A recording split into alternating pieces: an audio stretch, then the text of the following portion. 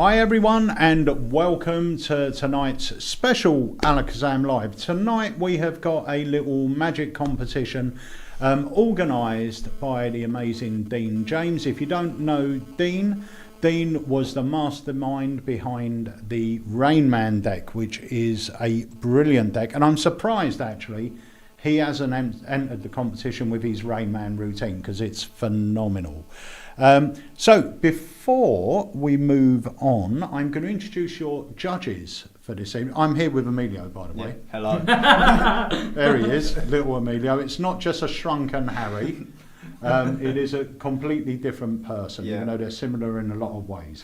Right, so I want to say before we go over to our judges as well, a big shout out to everyone that's joining us.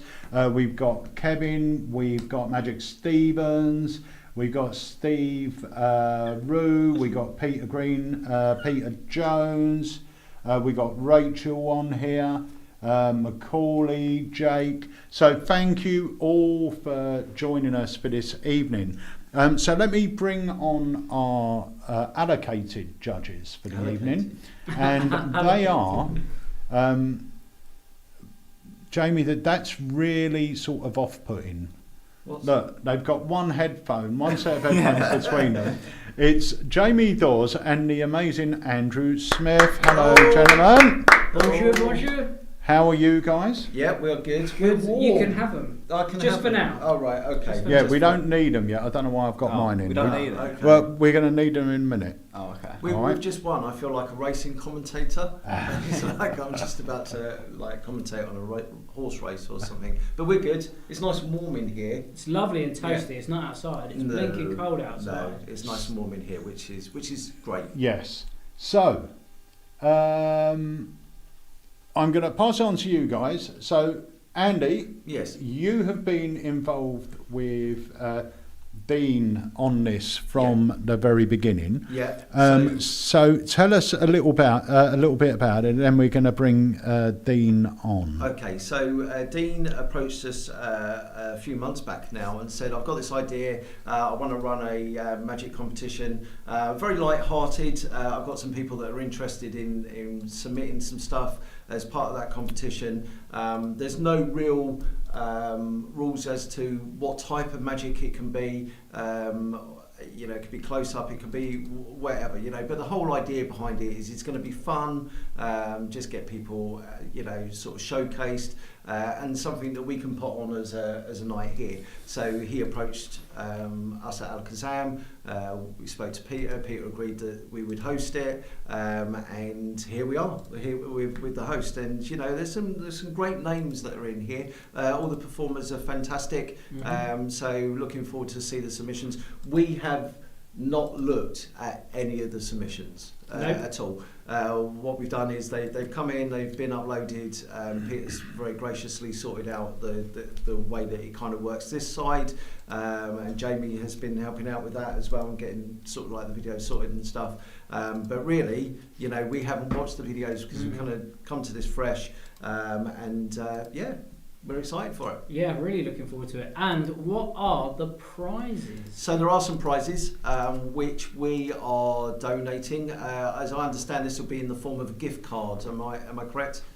Yes, one of these. Let me show you. One of those bad boys. Check that. Look at that. Also, if you're looking to buy a great Christmas gift for anyone, you can pick up. Yeah, great. You can pick one of these up, the Alakazam gift card, and they can use that in store at conventions or on the internet. Yes, indeed. Oh. Very nice. So there are 3 prizes. There are a number of entrants, but we've got first prize will win a £200 Alakazam gift card. Second prize will win a £100 Alakazam gift card. And third prize will be a £50 Alakazam gift card as well. And a big shout out to both Andrew and Jamie for donating that out of their wages. So thank you very much to you guys. Yeah. That's a whole year's wages, guys, for both of us. Yeah. In one go. Yeah. Right. Yeah, so very excited. It should be an awesome night for the great magic. Okay, so I am now going to put you two on screen with the man whose idea it all was, Mr. Dean James. Hey! Hello. Thanks, guys. You okay? Pete's hidden over there. This is where you need the headphone. Yeah, we're all going to headphone up. Oh, there you go. We can hear Yeah, you. I was listening to you. So there we go. So now Brilliant. we should be able to hear you. Hi, Pete. Hi mate, you okay? Come in here.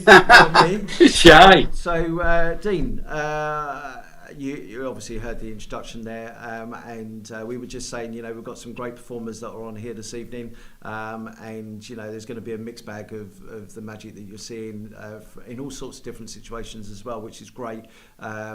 We, both myself and Jamie, haven't watched the videos, so we're coming in this fresh.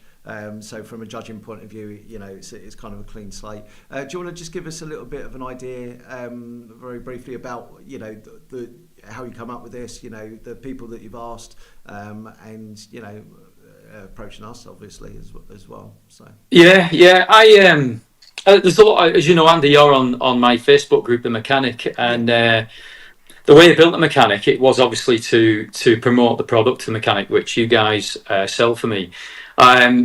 But I wanted to bring in everybody, all the experts like Dan Chard, Lance Bowen, Pete Jackson, Paul Pickford and Rod Hogg, all the experts in different fields and people that were posting regular onto the group. And then I realised how many experts I had on the group, and I thought, wouldn't it be great if I could get all them egos to compete in a competition? And so I just started messaging them personally. And they started agreeing to it, which I never thought they would do at first. And then by the time I'd got 8 or 9 of the names together, I looked at them and I thought, I cannot do these people any justice. People like Dan Chard and Paul Pickford and Nathan Earl, and to mention them, they're all great. And that's when I approached you, because I thought, I need to speak to Andy the Knowledge. That's what I call you, by the way, now, because you know everything about magic.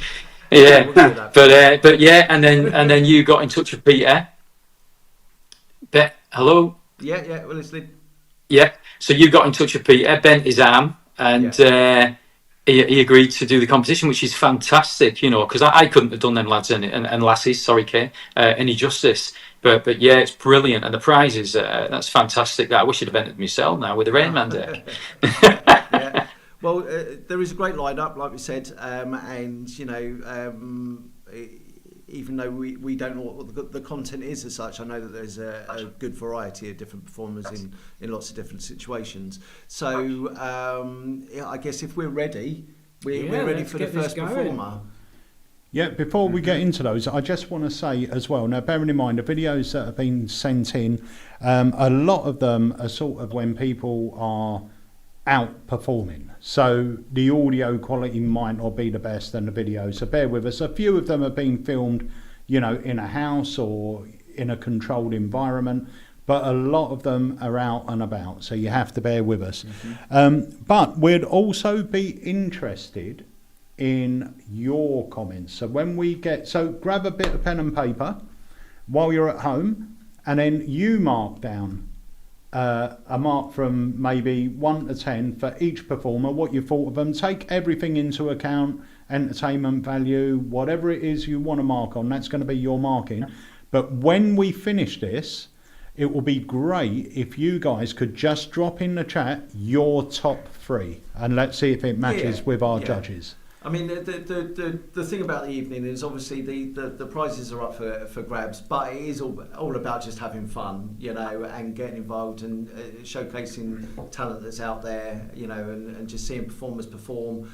So it is really, all about the fun element as well. So, but yeah, that's a great idea. We have been told as well, I'm just double checking this, special consideration for Alakazam products used in the competition. 100%. 100%. In fact, I've got a big note here to say that that's one of the top criteria that I mean that's the big golden buzzer, isn't it? That one. We should have had that. We should have had Pete's buzzer. Yeah. But Pete can buzz someone at any point and they get a prize. Right, so we're starting off with the legend and friend of Alakazam, Mr. Dan Chard. So downhill after there then. Yeah. So this is uphill after there. Yeah, don't say that.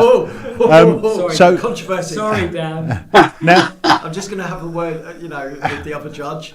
So bear with me a second. so this is this. I've actually had a brief look through these because I had to quickly just check the videos when I put them in. And Dan's is great. It's a stage piece. The audio isn't great, but you can hear what's going on, but you've got to listen carefully. So, guys, why don't we kick off with the legend that is Mr. Dan Chard. I am saying that. Most of my little screens here are black, so we might play a game of trailer roulette where I'm just scooting about various performances. But let's have a go. Hopefully, fingers crossed, this is Dan Chard. Let's have a look. And you can send me after. Airdrop. Content.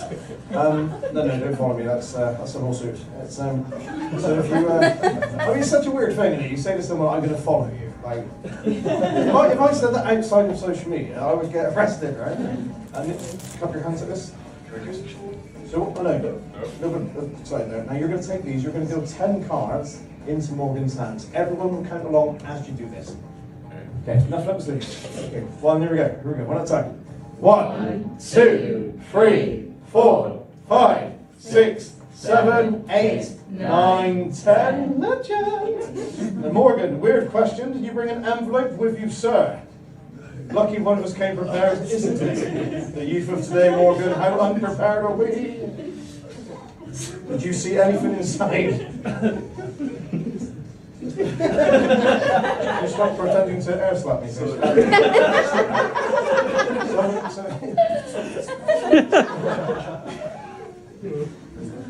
No, still my life. I put this in there.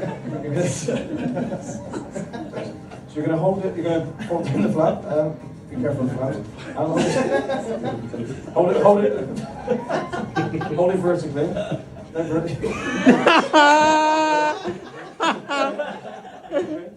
They should fall to the bottom. Hold it. So you might have got hold it in half, and then put these in your back left pocket. Keep your hands up. Now, Nick, put your hand flat like a table. Legend. Take these. Deal 10 cards into Nick's hands. Here we go. One at a time. Everyone count along. 1, 2, 3, 4, 5, 6, 7, 8, 9, 10. Not that I don't trust your counting, Morgan, but we've got to check it out. Things are big, guys. Now, did you bring an envelope with you? I don't. You want to escape prepared, Nick? Have a look, make sure there's nothing inside. Be careful of the flaps.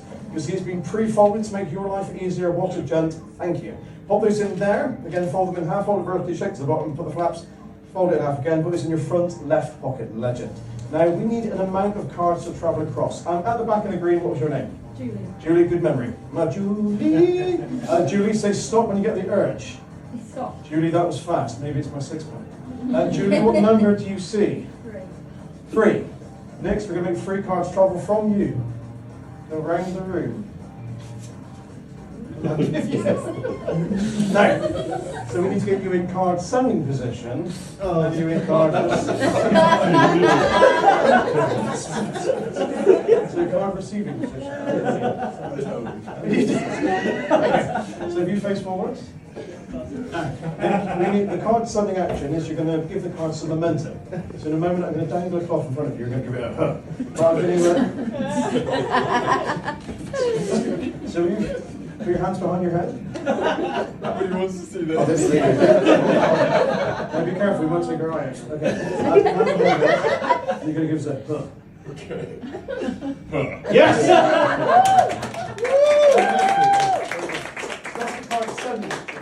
Now this is the card receiving action. Morgan, you're going to face this way. You're going to lean forwards and put your hands on your knees.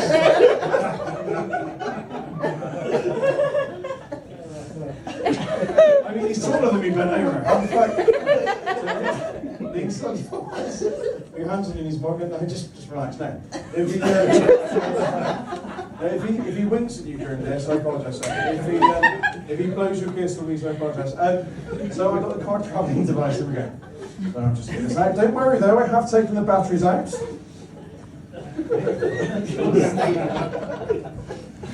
ladies and gents, the card travelling cloth. Now, Nick, so assume the position. Are you ready, Morgan? So when you receive the cards, you're going to go and do take it like that. Or just pretend it's a hand and you capture them. You're going to send them one at a time. Are you ready? Okay. Ladies and gents, I have a card travelling song. If you know the song, sing along.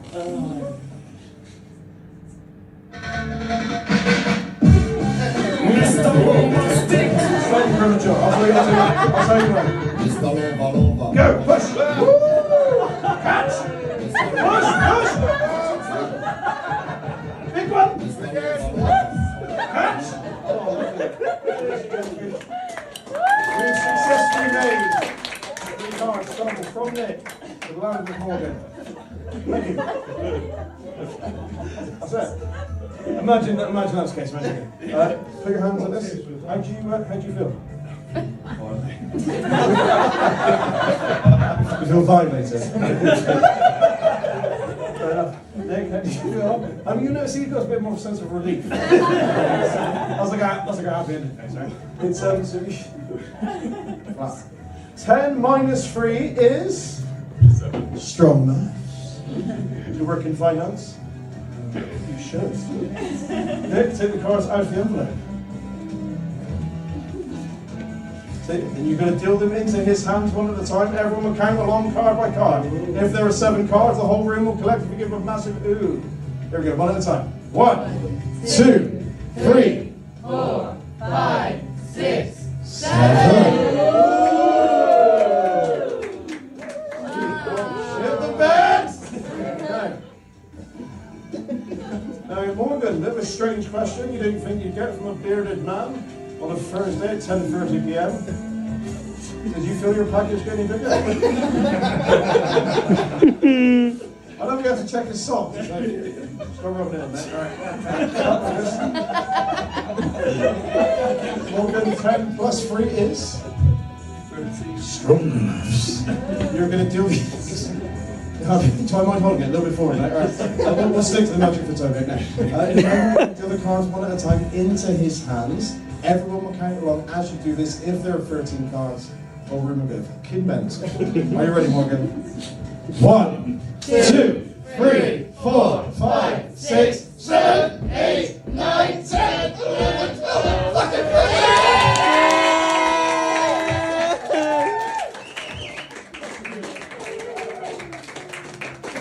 Gents, you've been amazing. Stand at the front of the stage. Deep breath in. Deep breath in.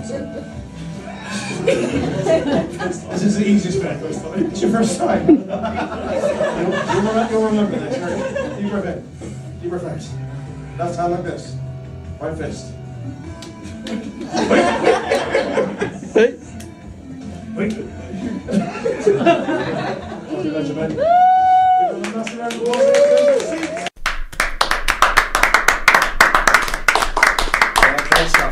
Great stuff.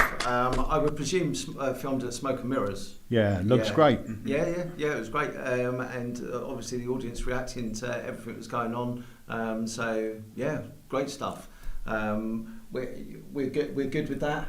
Yep. So the way that we've decided to do it is just as the video comes out, we're scoring it and we're given a total. Yeah. So we've already scored that. We've already got a total. Uh-huh. And then at the end of the evening, that gives us a good idea of who maybe the top runners are, and then we can go on from on that. Yeah. And then, Now, Dean, are you guys scoring as well?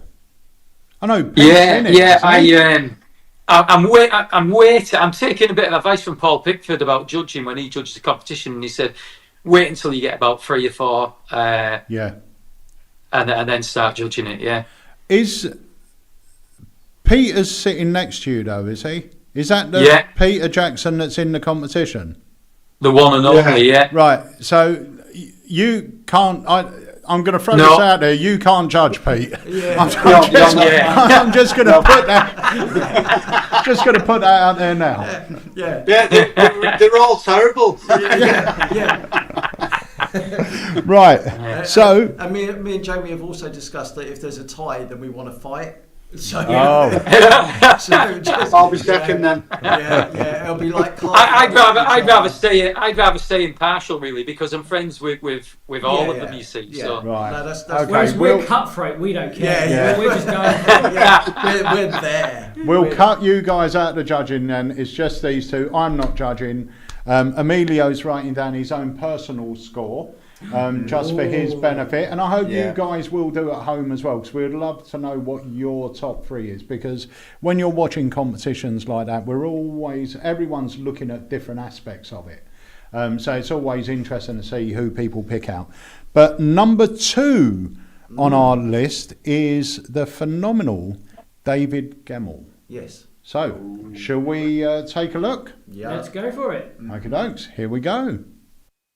If you were here, and hopefully one day you will be here, I would ask you to take the cards and cut it into fairly equal piles like that, okay? And then cut there, and then cut there. So actually what we've got is we've got 4 piles, roughly equal size, okay? Here we've got a Jack of Clubs. We've got an Ace there, and the King of Clubs there, and a 4 of Clubs there. So this is what I'm going to do, okay? There's a famous trick called the 3-card trick, or 3-card Monty, find the lady, or even indeed chase the ace. We'll use that because we've got an ace there. And the idea is the cards are mixed around, and you would have to put your money on the ace to win. And you saw that, didn't you? Yeah, I was trying to be subtle. Let's just move a few cards around, something like this. In actual fact, let's move all the cards around.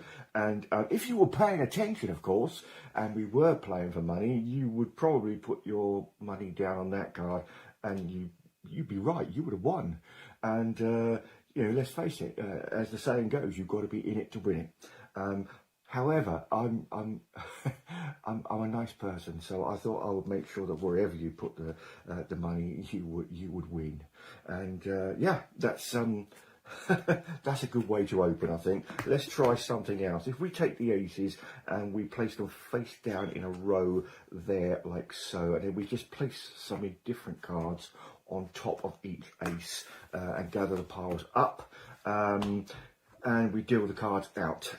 So if you imagine now, each ace is going to be separated by 3 cards. So that should be in different ace. Okay. Now, if you were here, I would say to you, do you remember what that ace is? And it doesn't matter because I obviously would show you. Okay. But that's like a subliminal marker now, so you know what's going on. So it's like in different ace, in different ace, in different ace. Okay. Now the thing is we I tell you what, there's too many cards. Let's get rid of a few cards. We'll get rid of a few cards like that, and then what we'll do is we'll use these 4 in different cards in a magical sort of fashion. What have we got there? We've got a king. I tell you what, let's swap this king for this ace. Okay. And if we take this king like this and we put it on the bottom, it looks like it comes back to the top. Okay. Of course, it's just an optical illusion, because if it wasn't, it couldn't keep going back to the top there like that, unless of course it was a magic king, and of course it brought its indifferent friends with it, which means the aces are there. Something kind of like that. I'll tell you what, let's move on. Let's try and make this a bit easier for everyone to follow. And what we'll do is we'll get the pack just a quick shuffle there like so, and we will just take one card out for everyone to see. So let's have a look at this card. It is the 7 of diamonds. Okay, and what I'm going to do is I'm going to place the 7 of diamonds into the pack. You can see that quite clearly. Nothing special. I'm just going to push it in nice and flush, and then I'm just going to give the cards a couple of quick shuffles like that, and hopefully your cards shouldn't be on the bottom.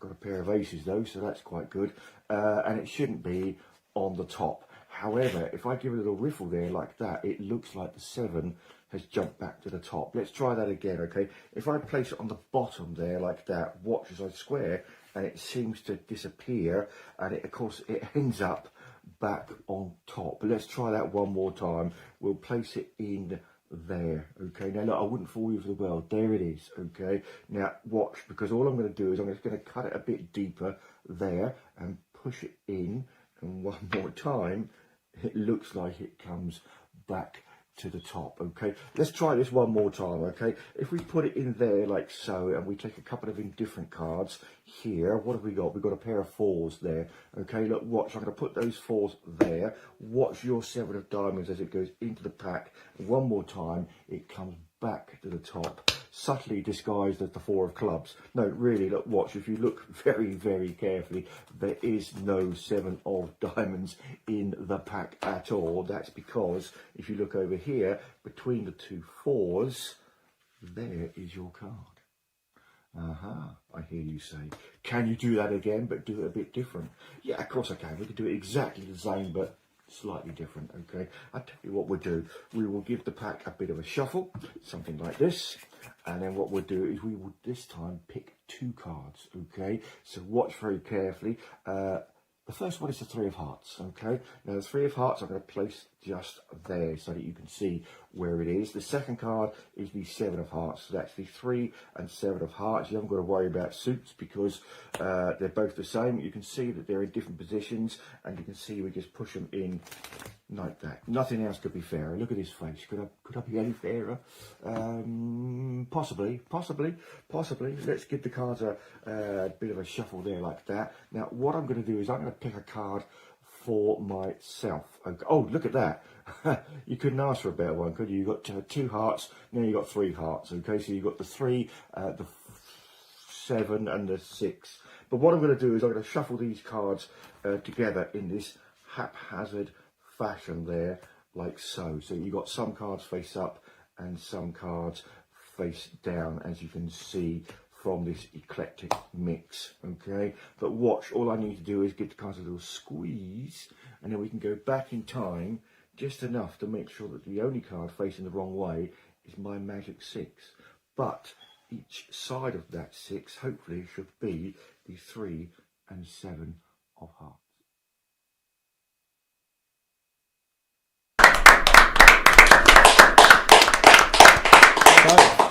Great card magic there from David Gemmell.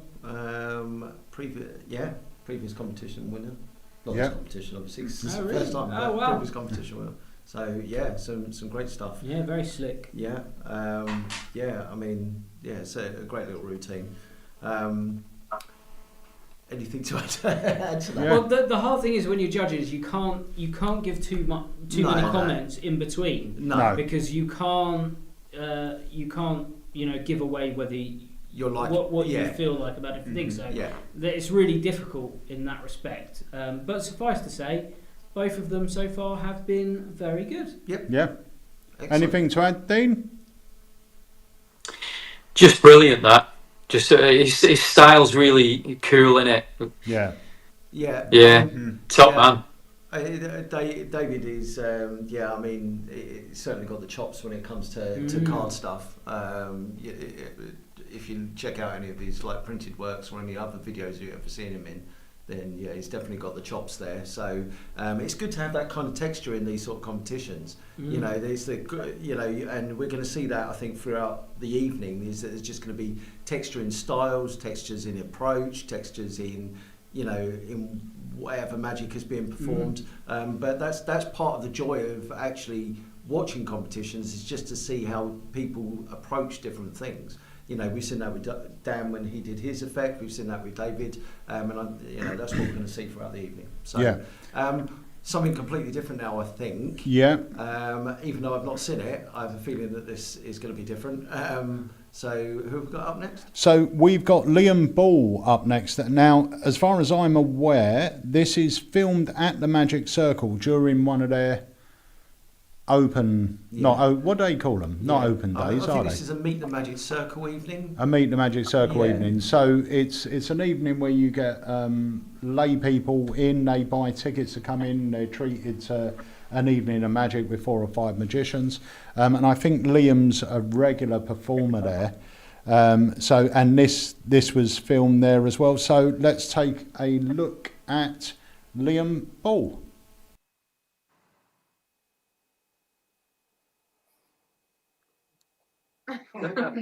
You can see it, can't you? A little bit more stringent every time. Okay, first things first.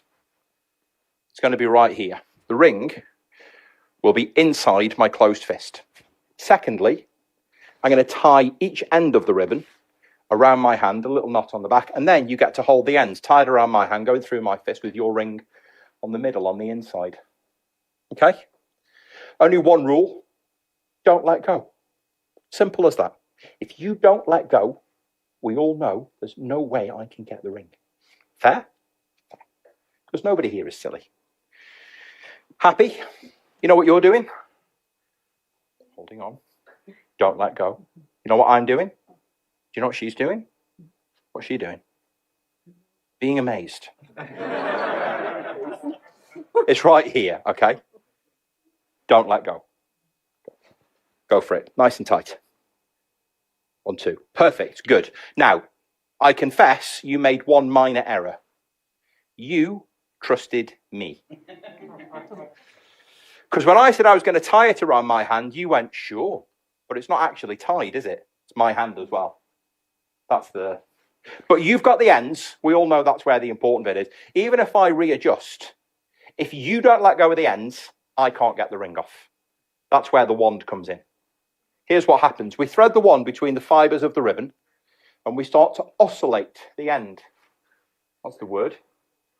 You get the right frequency. Most people don't know this, but everything in the universe is held together with atoms and molecules, little bonds they form. They're like lines on a map when you see them drawn out. Those bonds are kind of like magnetic. They hold on, they grip. They all work on frequencies. You interrupt the frequency, the bonds forget and they let go one at a time. So things don't pass through each other, they just go around one at a time. Each molecule of the ribbon lets go, passes around the ring. On the other side, no vibration, no frequency, no pressure, just grabs on again until one by one. Oh. There we go. It's the oscillation. It's not the wave. When you wave, that's when things vanish. Oops. It's not on your finger again, is it? That would have been good, though. Is it on your hand? No. That would have been better. Well, I'm going to pop this into my pocket because these things are really expensive, like you wouldn't believe. And thanks very much. It's okay. I did say I've got really good insurance. I have. Proper magician's insurance policy. Hard to come by. My policy says that if everything goes wrong, everything resets to the to the earliest moment in the trick, which actually was the moment that the ribbon came out of the little black leather envelope, which has been sitting on the table from the very. I mean, that would be silly, though, wouldn't it? Yeah. Yeah. Where did that come from? I really just spotted. It's what the ribbon was in. Oh, can't be in there. I know, right? I'm with you. But let's just check. Give it a little squeeze in the middle. Anything on the inside? I can feel something in there. There is, isn't there? Must be a good policy. Have a little squeeze. Yeah. Yeah? Something like that. Isn't that weird? Have a little squeeze. It's going to do your head in later. You're invested. I mean, you may as well. Yeah. I wonder what it might be.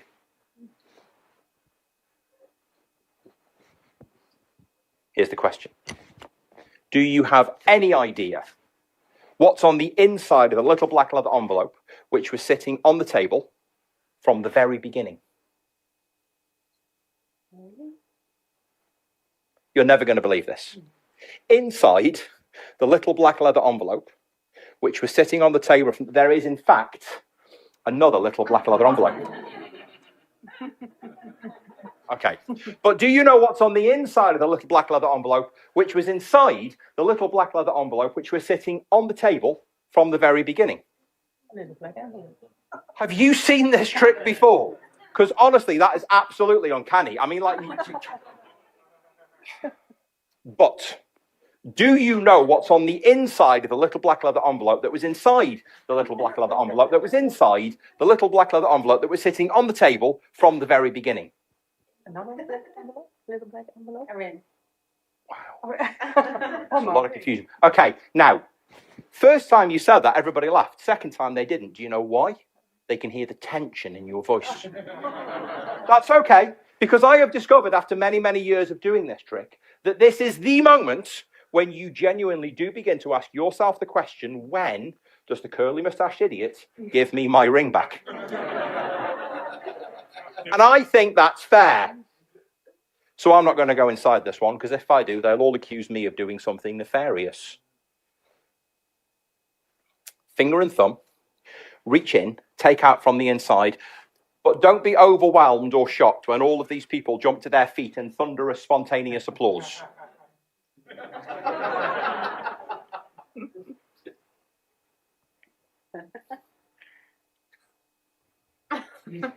What the hell is that? Hang on. What? Oh, what is that sealed? Oh, can you see where it was sealed? There you go.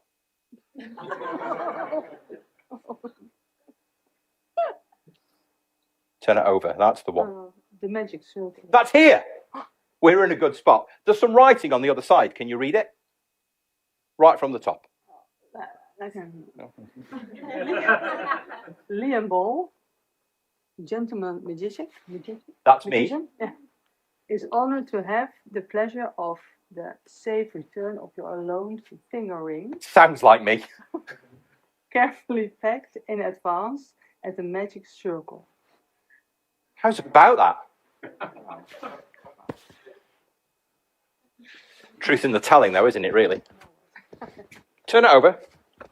And there's a seal on the back. Peel it up from the bottom to the top. They're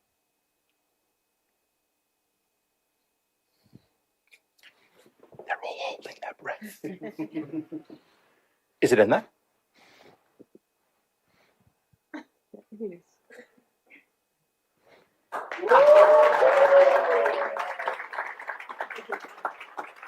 Fantastic. Thank you. Thank you so very much. Do go and take your seat. Thank you. Thank you.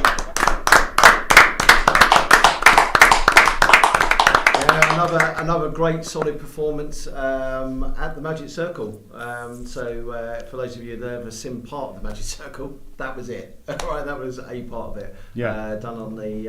I don't know. They used to be called the At Homes, but I think they are the Meet the Magic Circle now. Meet the Magic Circle. Yeah. Now they're doing more of them now as well. It was only one day a week, wasn't it, or 2 days a week? Now it's. Yeah, it used to be like Tuesday nights was the At Homes, and then on Friday night was more of a sort of structured sit down, and then a stage show upstairs, which is a little bit. The Fridays were a little bit more formalised, I think. But yeah, no, that was great. Like I said, a solid performance done towards obviously a live audience. So great stuff. And again, it's different effect, isn't it? So a bit nice and diverse so far, really. Yeah. All three acts have been completely different. Great stuff. So this next one. Is a late entry. I mean, is not as late as some this evening, but it is a late entry. And Dean was saying that he'd been approached about this gentleman being entered in the competition. Our youngest contender, I think, of the evening. So I haven't seen this one. Yeah, and I haven't seen it. I know that this is different to what we've seen so far because I saw a very, very small snippet, like 10 seconds. So so this is Macaulay Knight. So yeah, late entry, but let's take a look at Macaulay's competition. Okie dokes, here we go. Welcome to the one, the only Magic Macaulay.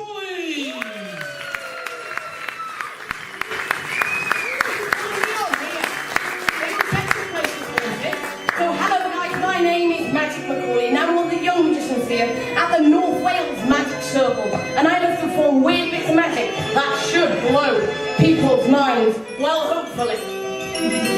So to start this evening, I'm going to start off with only 5 cards. Here I've got 1, 2, 3, 4, 5 cards. This is the first ever trick I learned when I was only 10 years old. I was performing this to about 5 friends on the beach. They're all playing singing and eating ice cream. That ice cream I must have made a fortune. I still have 1, 2, 3, 4, 5 cards. But then I'm going to remove a number of cards. I'm going to remove 1 card. But with the wave of my hand and the snap of my fingers, I still have 1, 2, 3, 4, 5 cards. And they stood up and pumped their fists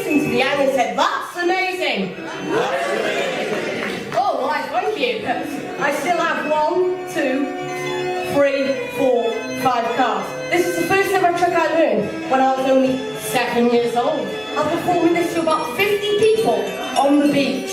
They were all applying sun cream and eating ice creams. That ice cream man must have made a fortune. I still have 1, 2, 3, 4, 5 cards. But then I'm going to remove a number of cards. I'm going to remove 1, 2 cards. I'm going to wave my hands and stuff my fingers. I still have 1, 2, 3, 4, 5 cards. And they stood up and pumped their fists into the air and said, "That's amazing!" That's amazing! Right, thank you. I still have 1, 2, 3, 4, 5 cards. This was the first ever trick I learned when I was only 3 years old. I'm performing this to about 100 people down at the beach. They were all applying sun cream and eating ice cream. That ice cream man must have made a fortune. Why, thank you. I still have 1, 2, 3, 4, 5 cards. And I'm going to remove some cards. I'm not going to remove just 1. No, I'm going to remove 2, 3, 4, 5. No. 6, 7, 8, 9 cards. But with a wave of my hands and a snap of my fingers, I still have 1, 2, 3, 4, 5 cards. And they stood up and put their fists into the air and said, "That's amazing!" Thank you.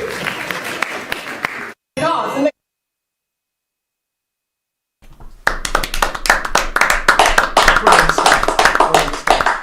Oh, that's amazing! That's what I wanted to say. So, Dean, right, we were just talking here because Jamie asked me and I didn't know the answer to this question. How old is Macaulay? I think he's 10. 10? Wow. I think he's 10. I heard somewhere he was 10. He's actually he performs regular at the place in Llandudno. Right, it's fantastic. Yeah, really fantastic. good. Yeah, he's a good performer, isn't he? Yeah, he is, and we were just saying, and Jamie commented, you know, that he's found a character, you know, and you can see that is shining there, and you know, obviously we've just seen a snippet of the act as is. But what a great approach at such a young age, you know. That's really good, you know. So yeah, very encouraging. And our first stage performance of the night. I know Dan was up on a stage, but that's the first proper stage performance of the night. And great stuff. And yeah, our youngest entry. Yeah, so brilliant stuff. Peter, just out of interest, have we got any comments? I was going to say, Macaulay's here. He said, "I'm actually 13, Dean. I was 10 when I met you." Shame on you, Dean. In which case, we've got to mark you down, Macaulay. I'm sorry for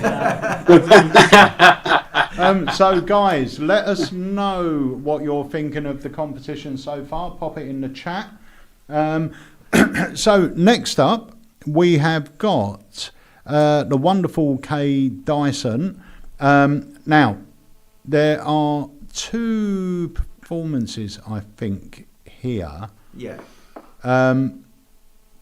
They're both great. Now, I don't know what we do. Do we play both because we can, or do we play one? I think we should let Dean decide. Okay, so they're 2 separate tricks, Dean. Do we play one or do we play both? It'd be a shame not to see both. Okay, I'll play them both. They're both great little routines. So, shall we take a look? Let's go for it.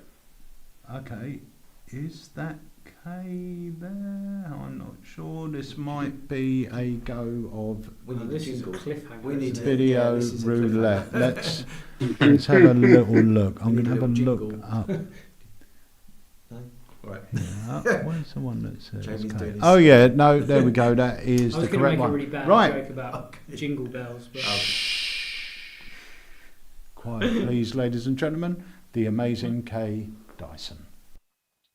You won't have seen this one before because I've made it up. It's called Losing Your Marbles. Hello girls. Hi. My my name's Alakazam Magic. What's your name? Leah. And Chloe. Nice to meet you, girls. Now, Leah, you're going to hold on to the dice for me. And Chloe, I've got some cards here. You're going to say stop whenever you like. Okay. Stop. There. Perfect. Take the card, have a look at it. Place it back. Remember it. Yeah. Now hold on to those. Now here, I've got a marble. Do you ever feel like you're losing your marbles? Yeah. And me. All the time. What's your name? Leah. Oh, Leah. Yeah, of course it is. Now, this is not just any ordinary marble. You see, this marble has been passed down through generations of forgetful people. A bit like myself. So, I want you to put your hand over there for me, Leah. Shake up the dice. Marvellous. And then you're going to add up all the numbers that are on there. Yep. And then what we're going to do with the marble, very carefully. Have you got the number? Yeah. So you've now got a number in your head. Yeah, lock it into your head. And you're thinking of a card. Okay. Okay? What I want you to do is watch the marble. So watch the marble. Here we go. You see, the marble has vanished. Now, for the first time, what's the number? 21. 21. Okay. Could you hold your hands like that? And you're thinking of a card. We don't know the card yet. 2 hands. Chloe, I want you to turn the cards over one by one. I'm going to count down to 21. Okay. Yep. Yep. 1, 2, 3, 4, 5, 6, 7, 8, 9, 10, 11, 12, 13, 14, 15, 16, 17, 18, 19, 20. What was your card, Chloé? C'était quoi ta carte? 2 de trèfle. 2, 2 of 12 trèfle. clubs. Clubs. Two of clubs. Yes. The 2 of clubs. If this works, I want you to scream, shout, and go mental, because there'll be a miracle. Turn it over, Chloe. Oh! The 2 of clubs with the marble. I told you the marble could always find its place. See, I'm not losing my marbles after all, girls. Wow. Again, I have a deck of cards. I would like you to take one, and I want you to sign it for me. So anyone you like, Cynthia, just grab a card, and then you're going to put your name on it. There we go. Now, I don't need these, so we're going to put them back in here. Marvellous. And Cynthia, where's my envelope? You're going to put your card, she says, in the envelope. There we are. There's my envelope. Just make sure there's nothing inside, would you? Make sure it's completely empty. Thank you. And I would like you to show the camera that it is completely empty. My glamorous assistant, everybody. Cynthia. Thank you, Cynthia. No, you're going to put it back in the box, actually. That makes the job a heck of a lot easier. So pop it in there. In the middle? Somewhere in the middle? Perfect. Can we all see that? So it goes in the middle. And then we're going to place the box inside the empty envelope. Like so. And we're going to seal it. So think about this. Cynthia chose a card. You wrote on it, you placed it in the middle of the deck, and it's now in a sealed envelope. In my pocket, I have a 6-inch nail. As you do. And yes, sir, it is 6 inches. With my 6-inch nail, I'm going to try and find Cynthia's card. Would you all be impressed? Yes. And me. All right, here we go. Are you ready? 1, 2. Give me a drum roll. 1, 2, 3. There is one card and one card only. And I do believe it belongs to Cynthia. There you go. Thank you very much.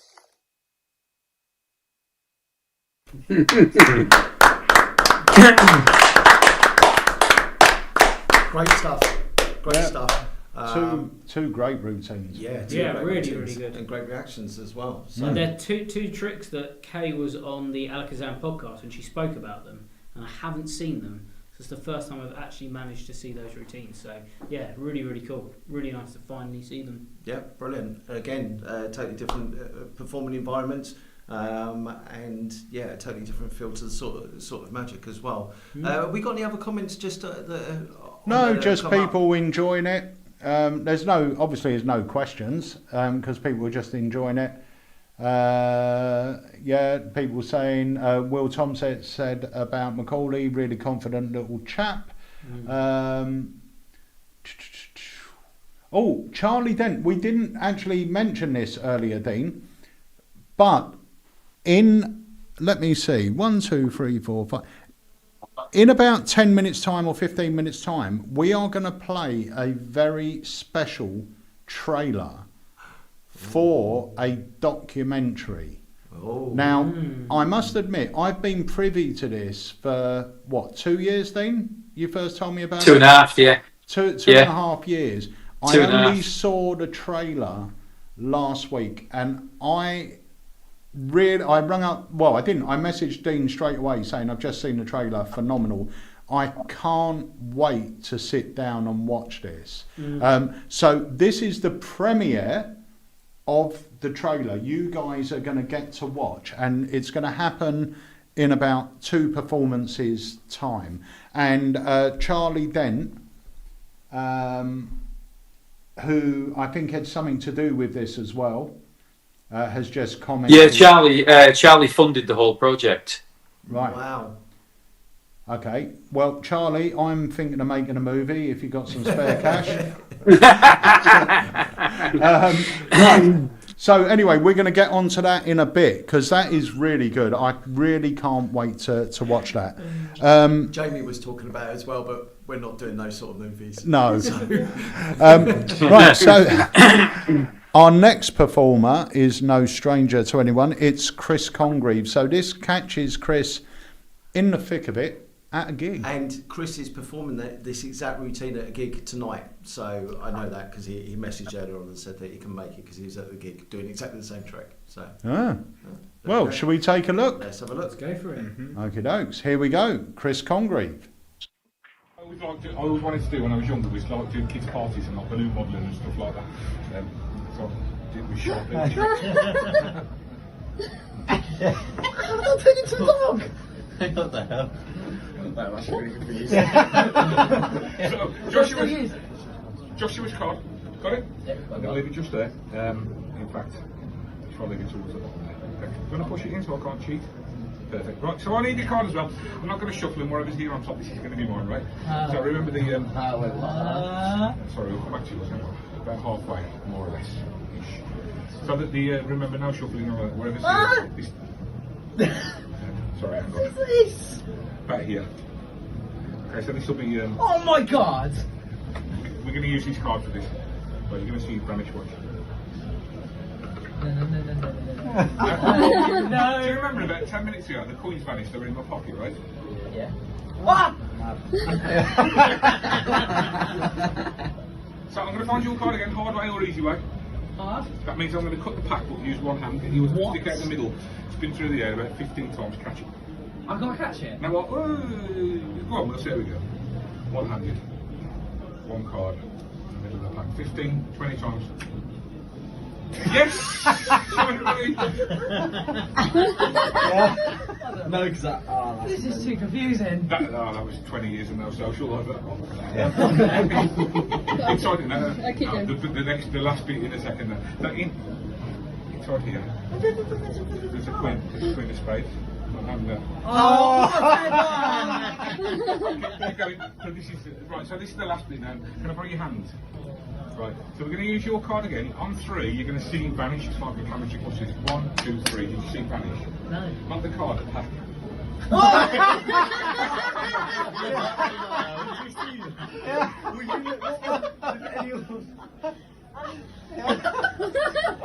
Where is it? Thank you. There you go.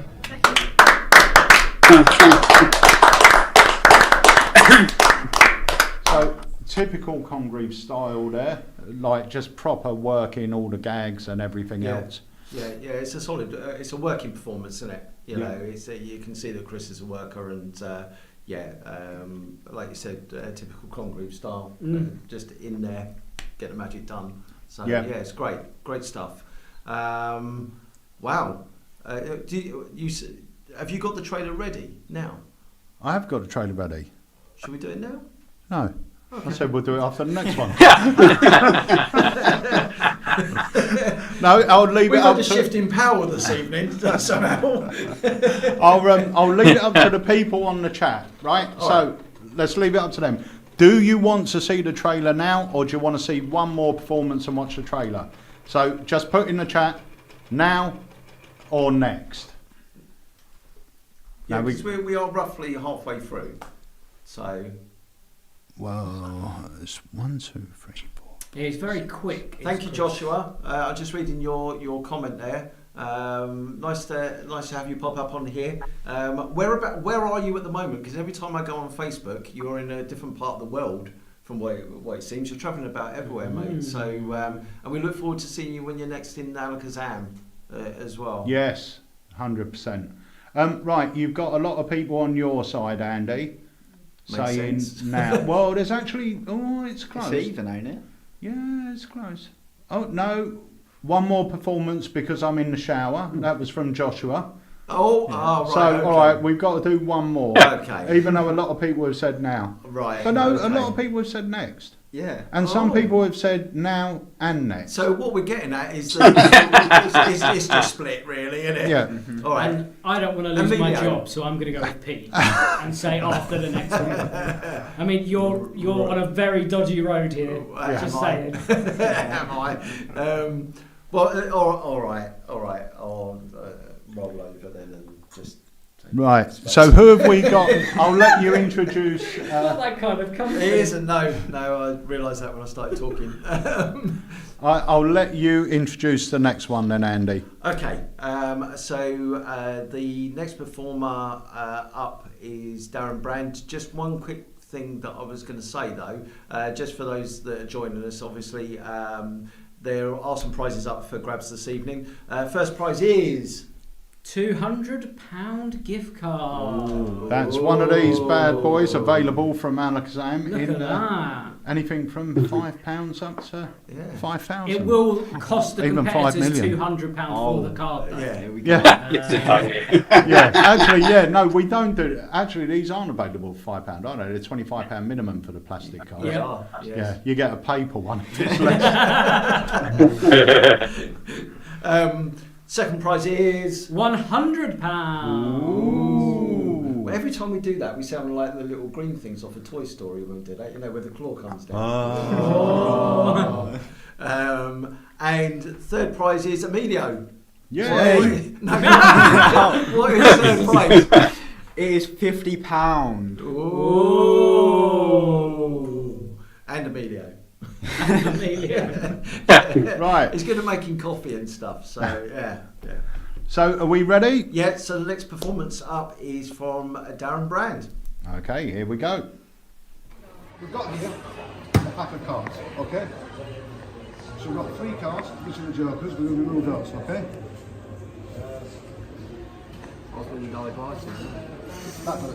I don't mind reading, so when I've no, if I've got the clipboard on me, I use that for writing, for writing things down, or they write things down. I want you to think of a card. Right. Okay? Don't tell me the value. I'm going to give these a shuffle while you're thinking, so we're just going to give these a horrible shuffle so you can see that all these are getting shuffled. You can see from where they're out, they've all got shuffled. Yeah. And we'll give them one more shuffle, watch very carefully, they're all getting shuffled. Okay? Can you give them a cup for me? And what's your name? Chris. So we take these and put them on top of theirs. Okay. I'm going to make a prediction. When I know what suit you're going to think of, I'm going to put one card down in a certain position. Okay. I think that... Let me go there. But I will correct it when I know what suit. So have you chosen a card? Yeah. Do you want to change your mind? No. I want you to think of the suit and just tell me the suit. Close. I'm going to put one card and one card only. You can watch me if you want to. So we'll put one card at a certain position. Okay? And put that down there. That top card is number 1. The bottom card is 52 and it goes all the way down. I want you to think of the value of your card and then double it. Yeah. And then that new number, double it again. Yeah. So what's your new number? The big number? 24. 24. So if you watch here very carefully, you've got 1, 2, 3, 4, 5, 6, 7, 8, 9, 10, 11, 12, 13, 14, 15, 16, 17, 18, 19, 20, 21, 22, 23, 24. What was your card? 6 of clubs. in the 24th position. Now, if anybody ever asks you to think of anybody's favourite, don't think of the Queen, don't think of Brad Pitt, Dolly Parton, or Tom Cruise, because that's what everybody chooses. Now, I don't want you sort of looking at the cards and think I'm going to guide you to a card. Okay? In fact, I'll tell you what, before I put them away, you see, we don't need the Dolly Parton or anything. We're going to do the shuffle, of course. So you can see that all these cards are shuffled. Yeah, that's a nice fair shuffle. Can you just give them a cup for me? Just give them a cup. I'm going to put those on top. Okay. I want you to name a suit for me, and then I want you to name a card in the suit. So name a suit. Me. Yep. Diamonds. Diamonds. Tell me a card of diamonds. The Queen of Diamonds. So I'm going to look through here. I'm going to get the Queen of Diamonds. You take the Queen of Diamonds from me. Okay, and I'll put these down there, and my hand will be each side. Can you just show me that that is the Queen of Diamonds? Okay, that's the Queen of Diamonds, yes? I want you to put that back in wherever you want it, but don't push it all the way down. Okay, leave it stuck up. Are you happy there? Do you want to change your mind? I'm going to turn the card so you can see it, and then that way, when I'm showing the camera, they can see it as well. Okay? So you've got all these cards here. I'm going to do now what it calls some shadow shuffling. So the camera comes a little bit close, you'll see that I'm just doing some shadow shuffling. So I put all the cards into 2 piles, reds and blacks.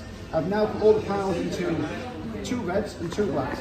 I've now put all the hearts, the clubs and the spades and diamonds together. And now I'm putting all the hearts in order, all these spades in order, and the clubs and the diamonds. So that means I have put every single card back in order. Bullshit. Here's to king. Here's to king. And look where you've put the Queen of Diamonds. You've put the Queen of Diamonds in exactly the right place. And that, my friends, is the world's best card trick.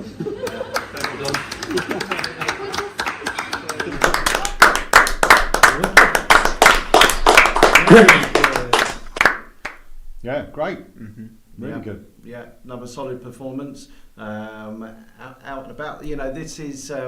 It's just great to see. You know, one of the things about obviously watching competitions normally is it's a very formal environment. Yeah. You know, so you are literally sitting down.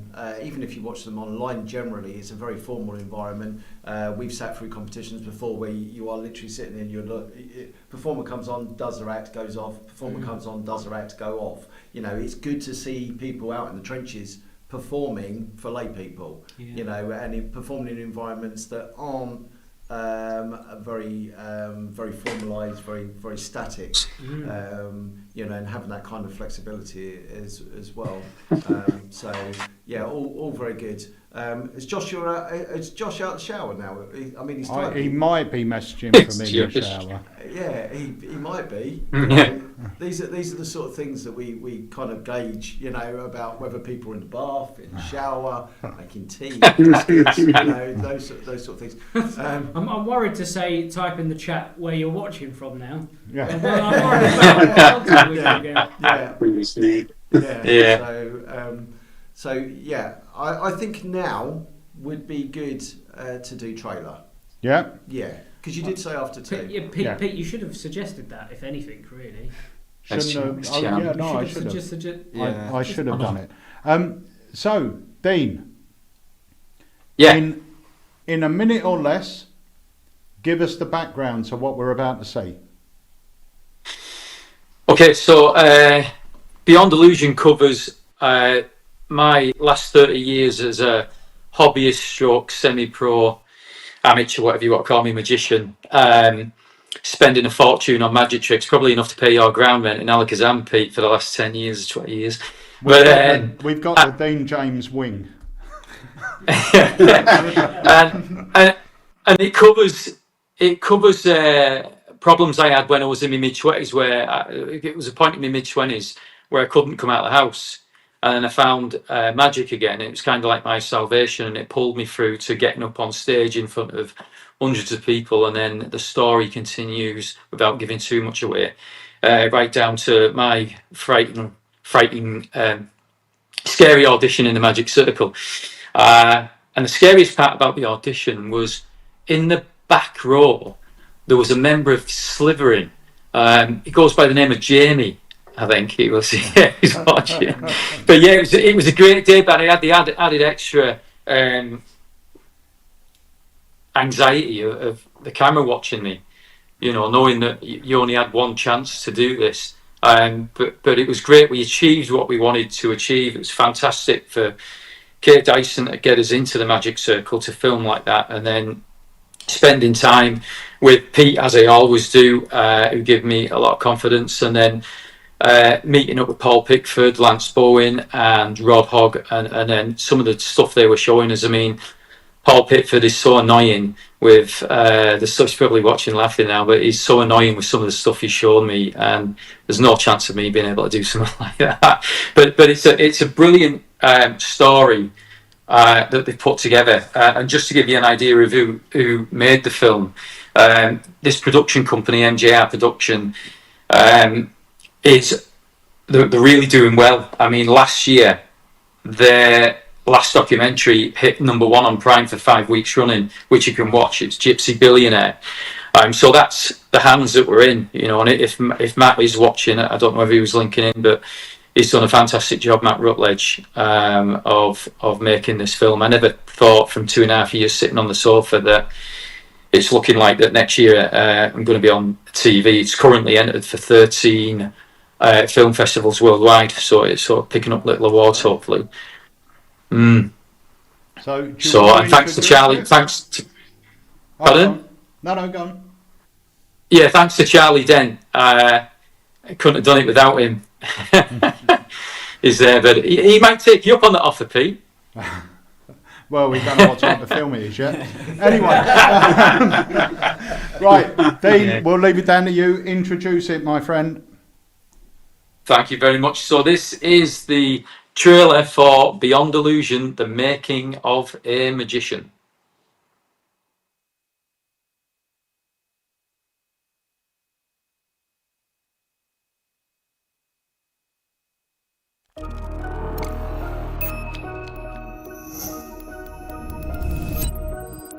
In your mind, just say the name over and over again. Just say it. Who's text me? Got into magic in the mid-90s. It was a mate of mine who showed me this magic trick. And from that point on, I was absolutely obsessed with the art. The Magic Circle is arguably the most famous and most prestigious magic club in the world. Founded back in 1905 by the forefathers of British magic. The Magic Circle is the main thing on my bucket list. The oldest, the best, the most prestigious club in the world.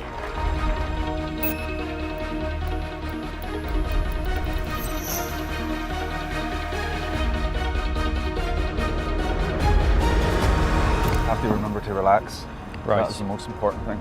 You remember that. Easy pickings. Get your wallet, mate. I really liked the act. I have no idea how he did the Rubik's Cube thing, so that's good, because the Magic Circle are looking for that. Thank you. I know the things that he's capable of doing, and I know that he will impress him. How are you feeling? I'm excited, but I'm really nervous, to tell you the truth. What you need to do is go in there, relax, and just enjoy it.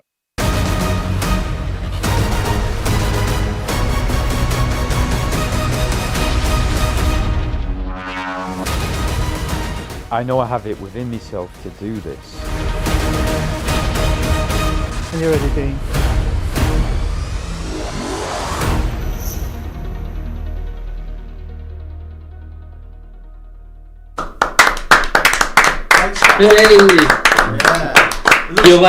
You'll see. You might not recognise Pete there. He's 5 stone lighter now than when he did that interview. You look amazing, Pete. I was going to say earlier when we were watching it, I was going to go, is that Pete Jackson on there? You look so different, mate. Well done. Thank you. Well done, mate. Thank you. That looks incredible. The moment I first saw that trailer, you can just see the quality of whoever's put that together. They've edited it beautifully, so the narrative goes through, it builds, and it makes you want to watch it. And it's one of those things, I was just saying to the guys here, usually when there's a magic program that comes on, it's magicians that watch it. This has got that appeal, and as Jamie quite rightly said, and I think I said it to you before as well, Dean, it's that sort of, for lay people, it's the magic circle, which is this mysterious thing that everyone's heard about, no one knows anything about, and it feels like a peek behind the curtains. You know, I really do think that this will appeal to lay people as an interesting watch, because they've heard of the magic circle, they've heard about, you know, people trying to get into it and everything else, but no one really understands what it is. I bet a lot of people don't even understand it's got its own building, it's a proper place, it's this, that and the other. And it's, I think, to me, I can't wait to watch this. I really can't. I think the whole way that the narrative from the trailer has been laid out, this is going to be an exceptional watch. I think it's going to be very interesting to see your journey. Yeah. Yeah, thanks very much. It's again, it does give a background into the real world of Fuzzlot, the real Harry Potter world, and it takes you around the various magic conventions, including Mike Murray's Minds convention, the Blackpool Magic convention, where we filmed a bit of H on there, and yeah, so it'll open their eyes to how much work goes in to doing the tricks that the magicians do. One of the hardest things was making this film, and without any exposure to method and what have you, and teaching Matt how to film properly, you know, film magic properly, because he'd never filmed magic before. But he's almost a magician himself now after 2.5 years of filming us a lot. Yeah, but it's really good. I mean, with Pete, K, Paul, and Lance and Rod, it was just a brilliant. For me, it was just go away. You're told and do this. So it was fantastic, and so for them all as well. And it's good for all the profiles of these guys as well. You know, if it hits Amazon and Netflix next year, you know, it's good for these guys on there working as professional magicians to be able to say, as seen on TV. Yeah, no, 100%. Well, you know, it's absolutely fantastic, mate. The trailer is superb. I can't wait to watch it. Yeah. And there's a screening at going to be a screening in a cinema in London. It might be before Christmas, but I'll keep you posted on the Alakazam group. Well, if it's not until May, the screening, why don't you screen it live at the Alakazam convention in a cinema? Yeah. That's what they're wanting to do. Yeah. In a cinema. Keep it in mind, because the Alakazam Magic Convention is May the 9th.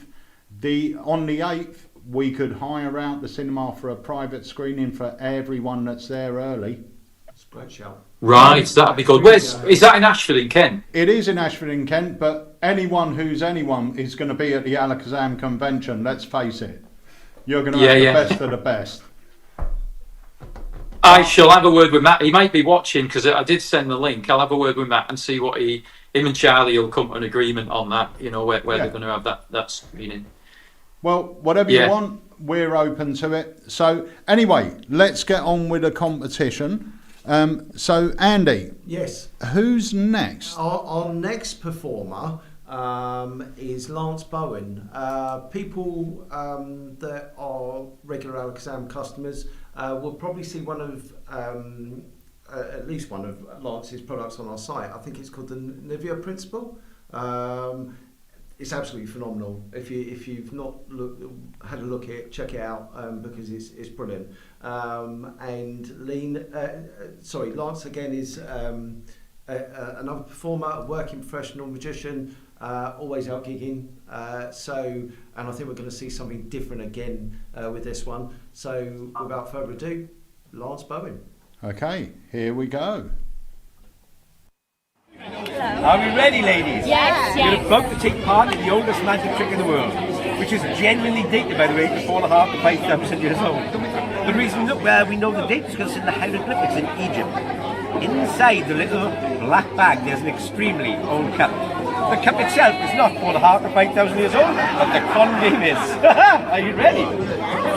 Inside that cup, there's something. You think it's a cup, and tip the contents into your hand. And what is it? I know. Please over here somewhere. Turn the cup upside down. Place it over the ball. Your name? Jenna, everyone. Nice to meet you.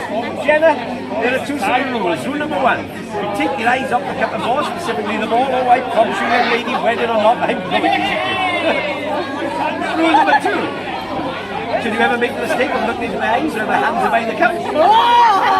There's a very good chance I've already cheated. Are you ready? They're the only rules we play by. So, in a moment I'll take the ball from the cup, and at some point I might sneak it back in. If I do that, I'm hoping you'll take off. You spot over here? Don't tell Jenna. No.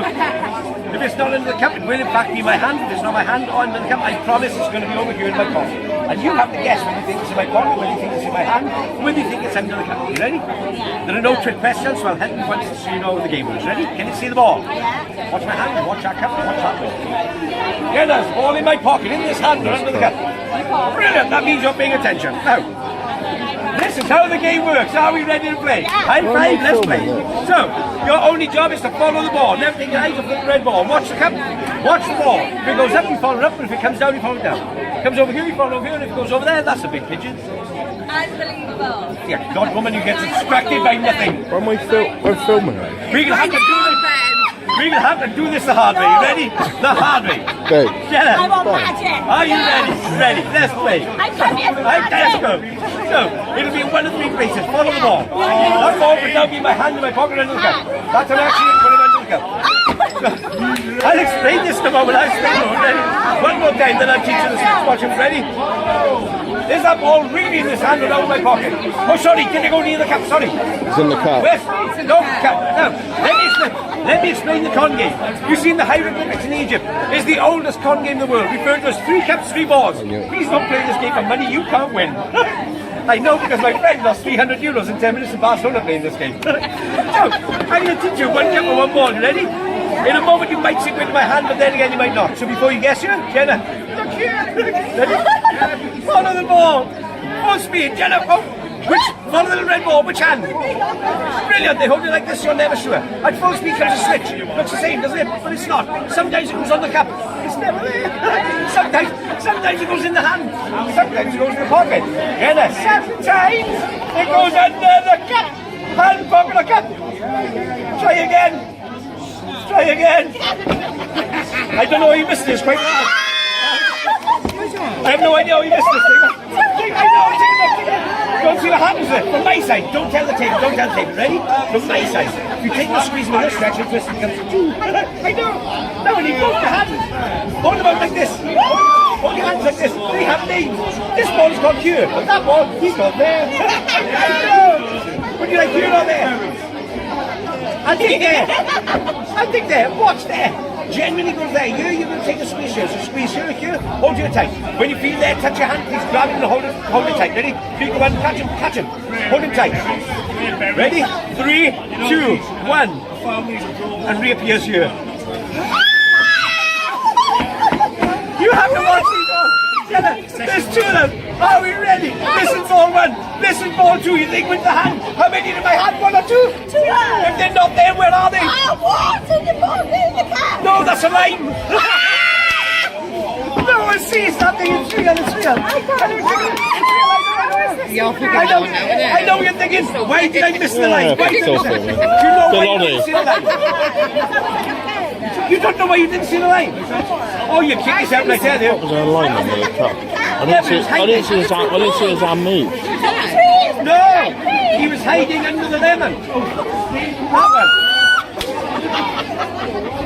I'm sorry, this is You don't even both fit in the cup and it goes upside down. Where's it going? It doesn't even fit. I don't know. That's mental. It's magic. That's mental. Thank you so much.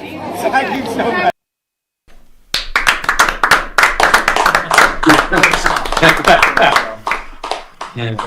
Brilliant. Of our favourites routines. Yeah, it's brilliant. And again, you know, it's more variety, which is what we love. Great reactions as well. Yeah. It's good when we're watching the material, sitting here watching it. Obviously, for us, we have the screen come up, and then we're watching the performance. We can hear the people sort of reacting, and it's just reminding us how strong, you know, different routines play out.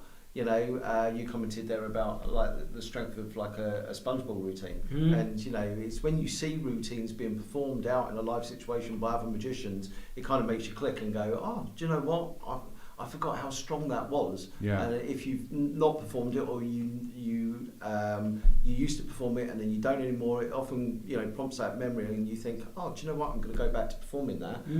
So yeah, brilliant stuff. And I can see that everybody's enjoying what they're seeing, because we're getting the pop-up messages coming up on there as well. So brilliant. On to the next one. On to the next one. So the next one up, if we're ready, yeah, we're good. Is Lord Harry Harrington. So we're going to take a look at that performance now. So I hope, before we go into it, I hope you guys are keeping your scores as well, because we'll be really interested to hear your top three after this. So here we go. Who is it, Andy? It is Lord Harry Harrington. Here we go. You like music, correct?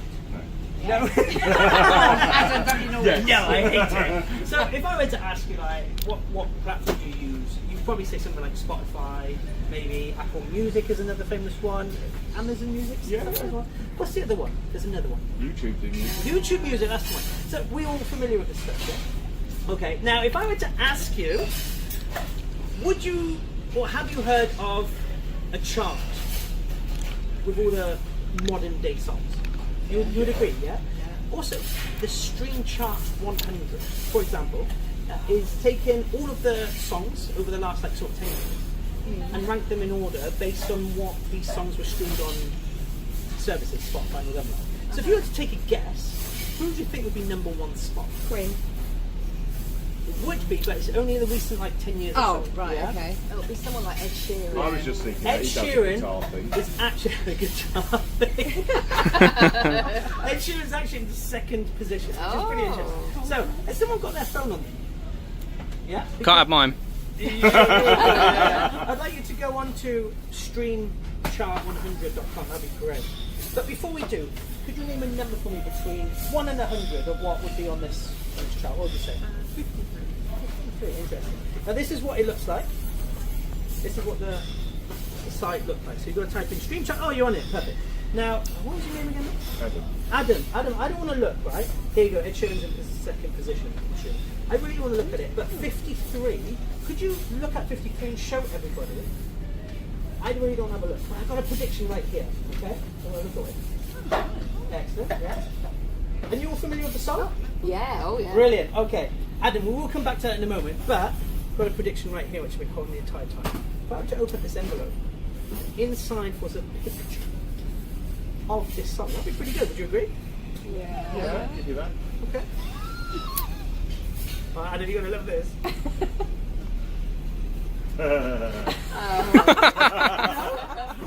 It is that song. Okay. You're right, it's just a playing card.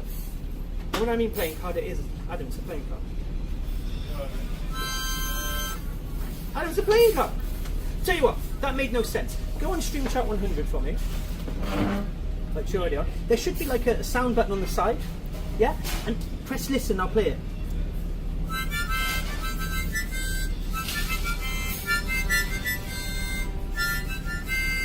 That should be enough. Oh, I was listening to that. It was that. I said, oh, and that's then going to play your song. Well, maybe it should pick up it. Maybe that was enough. It should pick it up. Did it pick it up?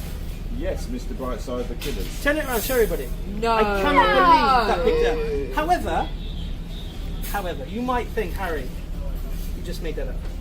But on the back, on the other side of this, actually you have only one song printed. I believe that is indeed Mr. Brightside, the Killers.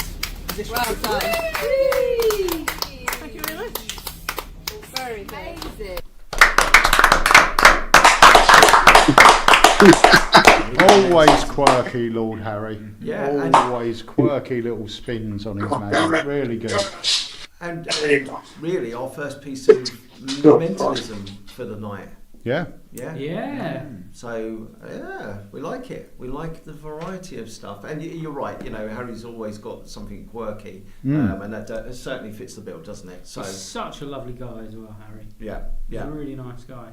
Right, we've got, how many more have we got? 1, 2, 3, 5. 4, 5 more. Oh, yeah. Because we've just had a very late entry. We say it's a late entry. It wasn't a late entry, but we forgot to upload the video, but we just uploaded it. So we've got one more added to the list. So who's next, guys? We have Nathan Earl up. Oh, so Nathan's a street He is. He's at Magician's very Corner or Magic Corner in Covent Garden, isn't he? So let's take a look at Nathan's submission. Okie dokes. Hello there, my name is Nathan Earl. This is my video competition entry. I do have my friend AD Lloyd just over here. Let's begin. So we've actually got a pack of cards. You can see every single card is different. But what I do require for this, what this routine involves, is these 4 aces. Now the 4 aces are going to do a little bit of magic. AD's going to help me out and make sure that happens. So ready, take those cards. Sorry? Yeah, just take those. Yeah. And whenever you like, just say stop. Stop. Perfect. Can you put 1 ace there? Amazing. Same again. Can you just say stop as I go through? Stop. Lovely jubbly. Just put 1 there. And say stop again. Just stop. Thank you, Eddie. Got it there. That's alright. And last but not least, say stop. Stop. Awesome. So pop that here. Good stuff. So one more time, we're going to cut the cards. Give it a little riffle shuffle. And Eddie, do you know what this is called right here? Yeah. Showing off. You got it. Now, to find the aces in no particular order, this is what you got to do. Ace of spades. Next one, which will cut about halfway, and I think the next one is, if I get it right and estimate, the ace of diamonds. I got it. Eddie, say stop. Stop. Yeah, lovely there. Now this is not an ace, that's the 4 of spades. If you go like this, 1, 2, 3, and bam, you see it changes into the ace of clubs. And as for the last ace, we're going to shoot it out like a gun. You cut it over here, you shoot it out from there over to the right hand, the ace of hearts. Now that we've got the 4 aces, I do require 4 black cards. So they don't have to be anything in particular. We'll set the deck off to one side. Now to show the camera, aces, black card, and I'll show you AD as well so you can see, right? We obviously have the ace of hearts, the ace of clubs, the ace of diamonds, and the ace of spades. Put the aces down, but leaving the ace of clubs is our leader ace. Now if we take one card at random, which is the king of spades, we'll set it down on top of one of the aces. Ace of clubs here, which will place face down. Can you just press the angel for me, Aiden? Lovely. So when you hit that button, one of these disappears, and you see over here it actually goes to join that ace. Next one here, we've got the 7 of spades. Put it face down. This one goes in the middle. Can you press down there on the button? Lovely jubbly. This ace disappears. Jumps, flies through the air, and lands with these 2 aces. Now 1 more to go. Put another black card face down. This ace goes in the middle. Can you just give it a little push there? It needs a bit more. Can you go boy? No. I guess that's fine. And that's what it takes to make this ace completely disappear. Well and truly. Yeah. And lands over there. Boing's over there. Boing's over there, exactly. Now, as slowly as they travelled across, is as quickly as they turn over. I'll show you what I mean. Look, you give it a shake, 1 ace turns face down. Another little shake, another one goes face down. 1 more shake, that one goes face down. And when you shake again, they all go face down. But the truth is, if you turn one of them face up, that's when they all go face up. And if you turn the ace of clubs face down, as a matter of fact, that's when they all go face down. But I realised one thing. I haven't got you to choose a card yet. You've been waiting for this moment, haven't you? Yeah. So, AD, if you wouldn't mind, Just grab out any single card from the deck. Amazing. Can you show the camera too? Good stuff. So, we'll take this card. I don't know what it is. We'll put it about halfway down. Does that look fair? Yeah. Yeah, okay, perfect. You can push it in if you like. Good stuff, good stuff. So, using the aces, we've got one black ace, one red ace, and we've got one red ace, one black ace. But keep your eye on the deck. Watch, you give it a shake, and all the aces melt away. So it's not here or here or here. But look, when I snap my fingers, we spread through the aces, actually managed to trap one card between them, which should isolate the rest of it for all intents and purposes. So you can see, with a bit of luck, a bit of magic and a bit of skill, this one card, what was the name of the card you chose? 6 of hearts. The 6 of hearts. Damn. Now, for the last bit, I should just stand here.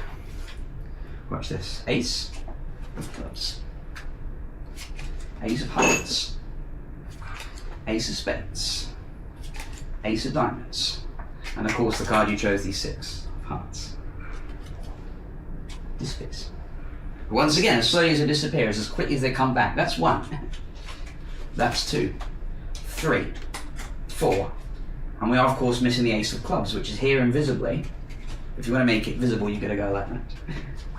And that is my video entry. Thank you all so much for watching, and I'll see you all very soon.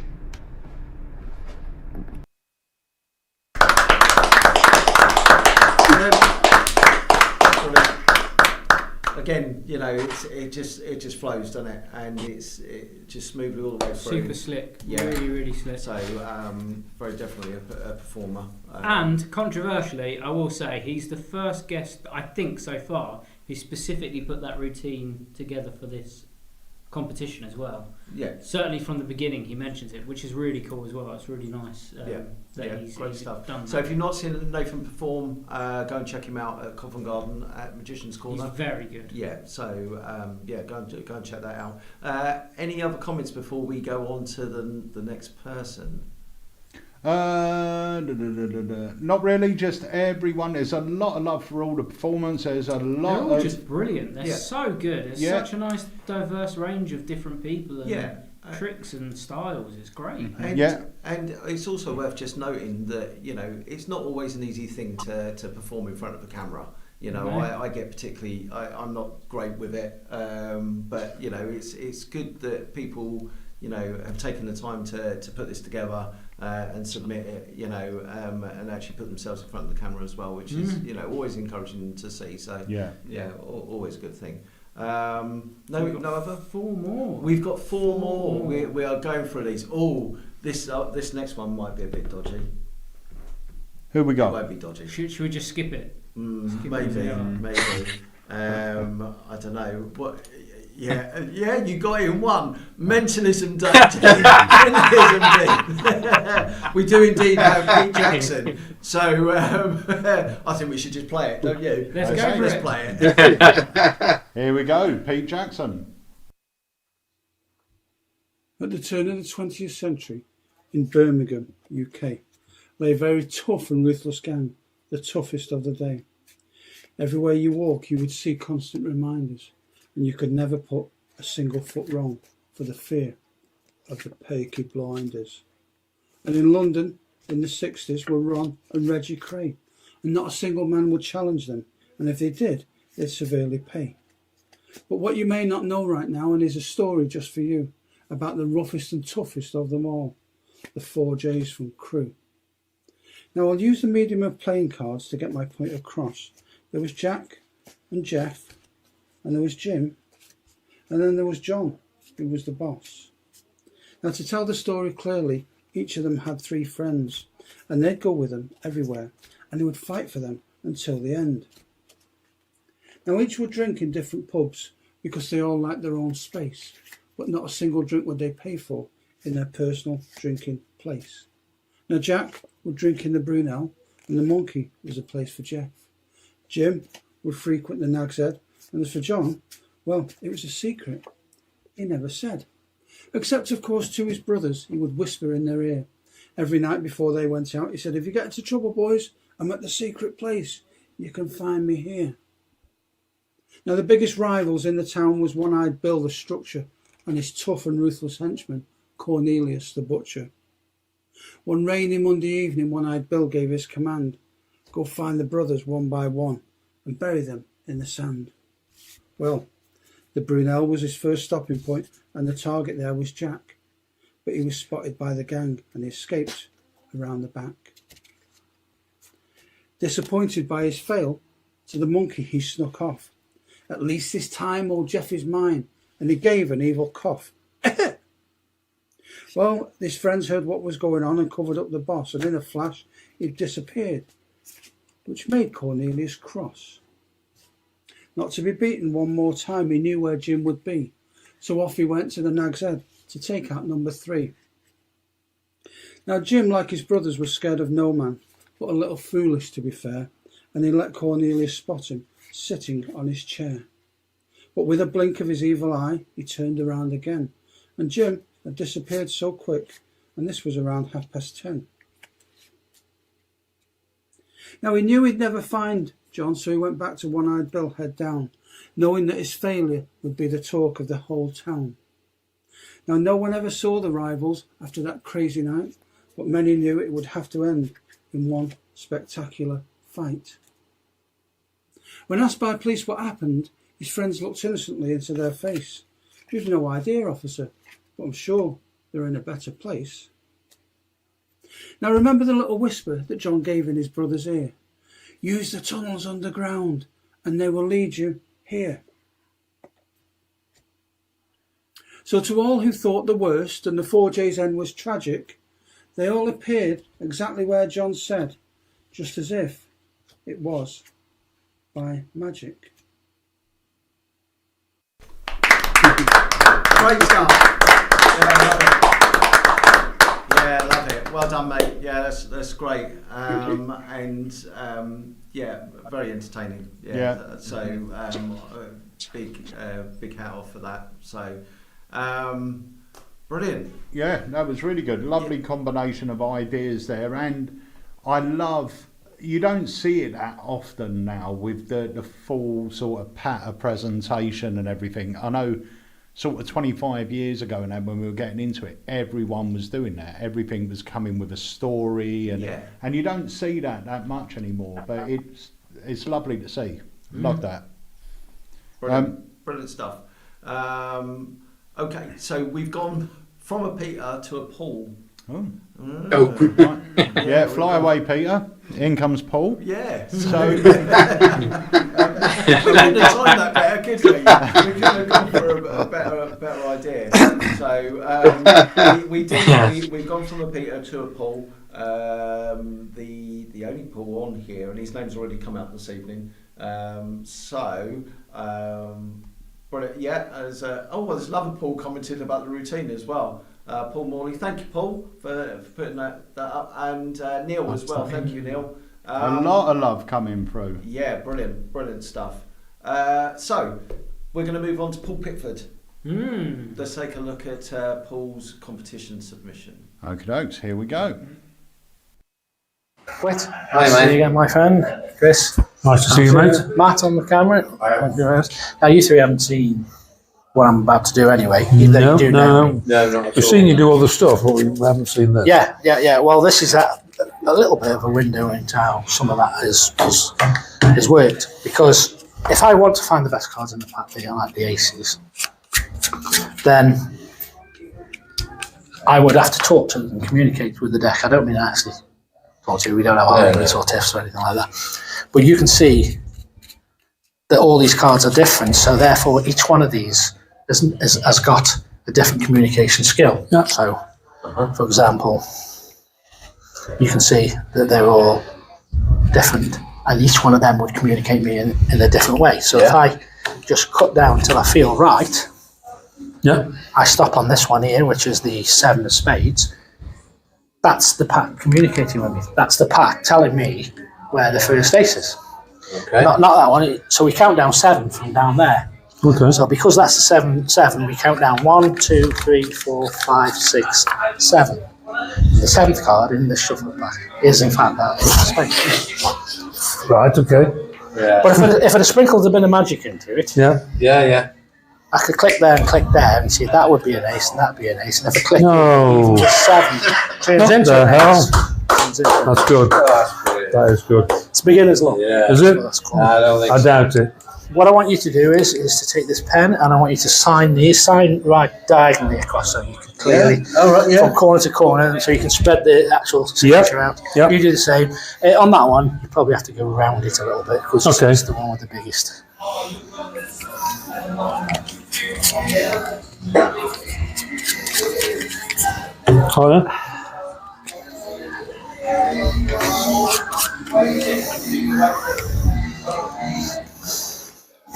So we need a card to be the centre of attention, but we want these not to be the centre of attention. I know they've got your signatures on, but if I place this box here, that becomes the centre of attention. Yeah. Okay. So if we place a card underneath the box, that now becomes the centre of attention. Yeah, you're getting it. So if I get this one, the Queen of Hearts, place that there, that goes underneath the box. These are no longer the centre of attention, but they want to be because they are special. Yeah, your signature. the aces, yeah. So each one of these has got a signature. Yeah. And there's only 4. I don't hide any or anything like that. But each one of them is going to change places with the card that's underneath the box. Now, I shouldn't really tell you what's coming up. But Oh. But there's different ways of doing this. This is one way of making the magic happen. Did you see that? Yeah. So we got 2 aces. We got 3 aces, but the 4th ace was switch places with that Queen of Hearts. No. That's underneath here. No. That's signature. Now you take that. And you're going to decide whereabouts in the front that's going to go. Anywhere. Anywhere you like, so that it's the centre of. There. Are you happy with that? Absolutely, mate. Because now that is the centre of attention. We've got one card and the Queen. Yeah. We place that there, like that. Now another way of making the magic happen is just to touch here and touch there. That's another way of doing it. Because you see, the second ace has changed places with the Queen. No, that was just now. Now there's two aces underneath there. That is so good. That is so good. So now you've seen it twice. Yeah. So let's go with that. Again, I've dropped it on the floor. That's a new move I'm working on. There he goes in there. That goes there like that. The other way is to make it really quick. You just touch with the 2 black aces. What? And the magic has already happened because now we've got 3 aces over there. Only 1 over there. Insane. That is insane. So, 1 more to go. We place that one there, and that one there, and the box goes, now you've got a front seat. Front row seat. 1 left down there to go. Another way of doing it is to rub and blow.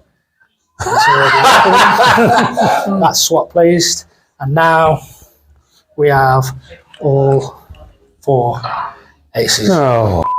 Jesus. That's man. That is so good. You just swear then, you can beat that out, can't you? Sorry. So,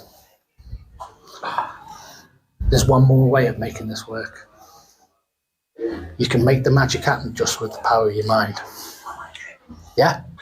So, we're going to use that again. Yeah. But I want you to think of one of the aces in your mind. Yeah. As if there's any other way of thinking. We're going to place,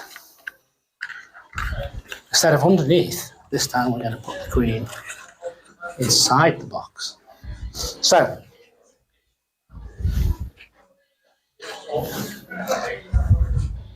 you thought of the ace, that's when the magic happened. Which ace have you thought of? Clubs. Ace of clubs. There it is. You thought of it and the magic happened straight away. You could have thought of one of these. No way.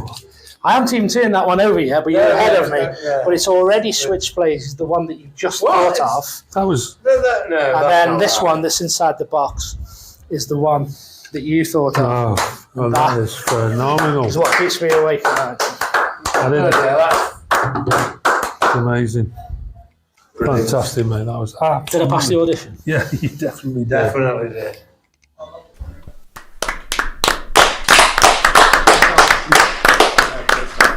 Great as Very always, good. Mr. Pickford. And our first one with an expletive that needed to be bleeped out as well. Yeah, That's true. Yeah. First expletive of the evening, so there's no award It is. for that. It is Stoke, isn't it? It's down in Stoke. Yeah, we're not handing out awards for expletives or anything. No, not on this occasion anyway. Yeah, that might be criteria if we do it again or another one. he is phenomenal though, Paul Pickford. Yeah. It was when I was getting his DVD and we were putting it onto Unlimited. That's the first time that I saw his card moves, and just phenomenal. Everything's invisible. Yeah. So Really good. is so talented. Yeah. Really, really good guy. So we are down to our last two submissions for the evening. So if you've only just joined us, just a quick reiteration. We've got 3 prizes up for grabs, which are a Alakazam gift card. First prize is £200. Ooh. Second prize is £100. Ah. And third prize, if you'd like to let us know, Amelia, what third prize is? It is a £50 gift card. Ooh! Yeah, so they can be used online or in store. Cheers, mate. Or at conventions as well. So if you've got it, when you get it, if you get it. Or me and Andy take donations. Or bribes, as we like to. Yes, which I should say, our messages are open. If anyone wants to send any of the competitors, just phones on now. Yeah. So, and we've only got 2, so get your messages in quick. Yeah, two that are left. So we're going to crack on. We're going to take a look at Kev. It's Kev Mark. So I believe last year there's a competition. I don't know where it is. It's called Banks Got Talent. So it's obviously a talent show for the area, quite a big talent show. And Kev won it last year, I think.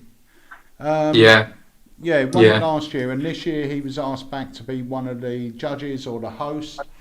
And I believe this was either his semi-final or final performance. So I think we're going to have a bit of mentalism in here.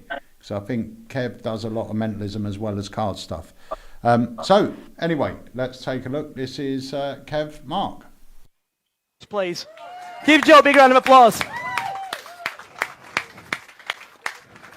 Because, just in case this was my last performance, I want to end on something special. You see, every idea starts off as a blank canvas, like over there on the table, Joe. And this idea did not exist last week when I did my quarter-final. I was trying to think, what can I do to try and top what I did last time? And I realised I had to think of something myself. This is a brand new effect, especially for today, Joe. We have passwords everywhere, don't we? If you think about it, we have them to open our mobile phones, open our computers, for our bank. Holly, these are just examples. I want you to quickly reach inside. Now, I must say first, these passwords are creating a password generator which combines 2 random words together, thus creating a hard-to-guess word. Just reach in and quickly take one out. First one you can get, moving swiftly on. Yeah, you've got one? What have you got? Jack, you take one out? Yeah. Yeah, go for it. What have we got?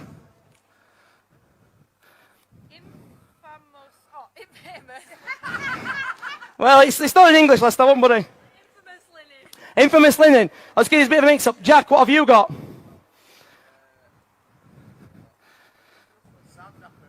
Sand apparatus. And Ellie, finally, what have you got? Pie head. Is that definitely a password and not like some kind of a description or anything? Now, Joe.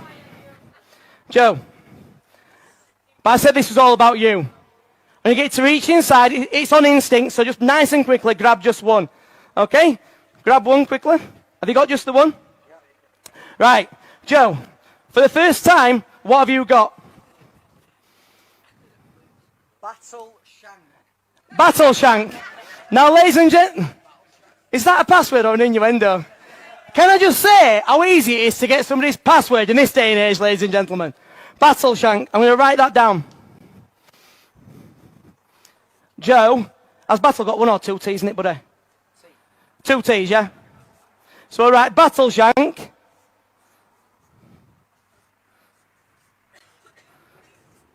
Okay. Now, some of these passwords were short passwords. Some were long and some were medium. Since we've got a medium one, we won't need the rest of the cards. They're just spares just in case. So we've got Battle Shank. Now, Joe, is there any way I could have influenced you to go for Battle Shank and not that infamous Linden or Piehead or anything like that? But I knew all along that you'd go for Battle Shank. Because you know what? This has been the warmest 2 hours of my life, sitting in this jacket. You probably think I'm nuts for wearing it, but Joe, I had to leave this jacket on, because I knew all along that you would go for Battle Shank. I really did, Joe. Ladies and gentlemen, Battle Shank.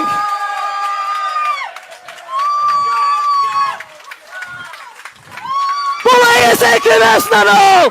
That's not all! Because I'm a little bit weird, and I've got an obsession with anagrams. In fact, an anagram, if you don't know, is a word or multiple words that are made up of the same letters as another word, and some are rather fitting as a description to the original. For instance, an anagram of gentleman is elegant man. Dormitory, dirty room. George Best, go get beers. And for those of you who are fans of the royal family, that's Jim, not Charles, try a homely life. But Joe, they're all great anagrams, but they are not the best anagram of them all. Do you know what the best anagram of them all is? Battle Shank. See, because if I rearrange these letters, let's see what we've got.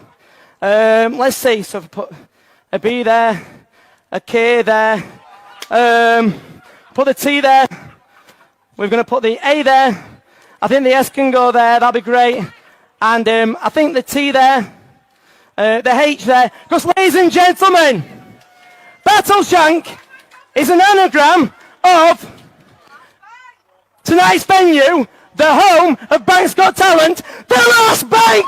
Thank you so much. I've been Kev, thank you and good night.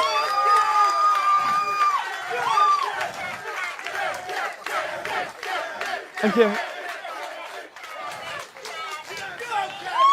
Wow.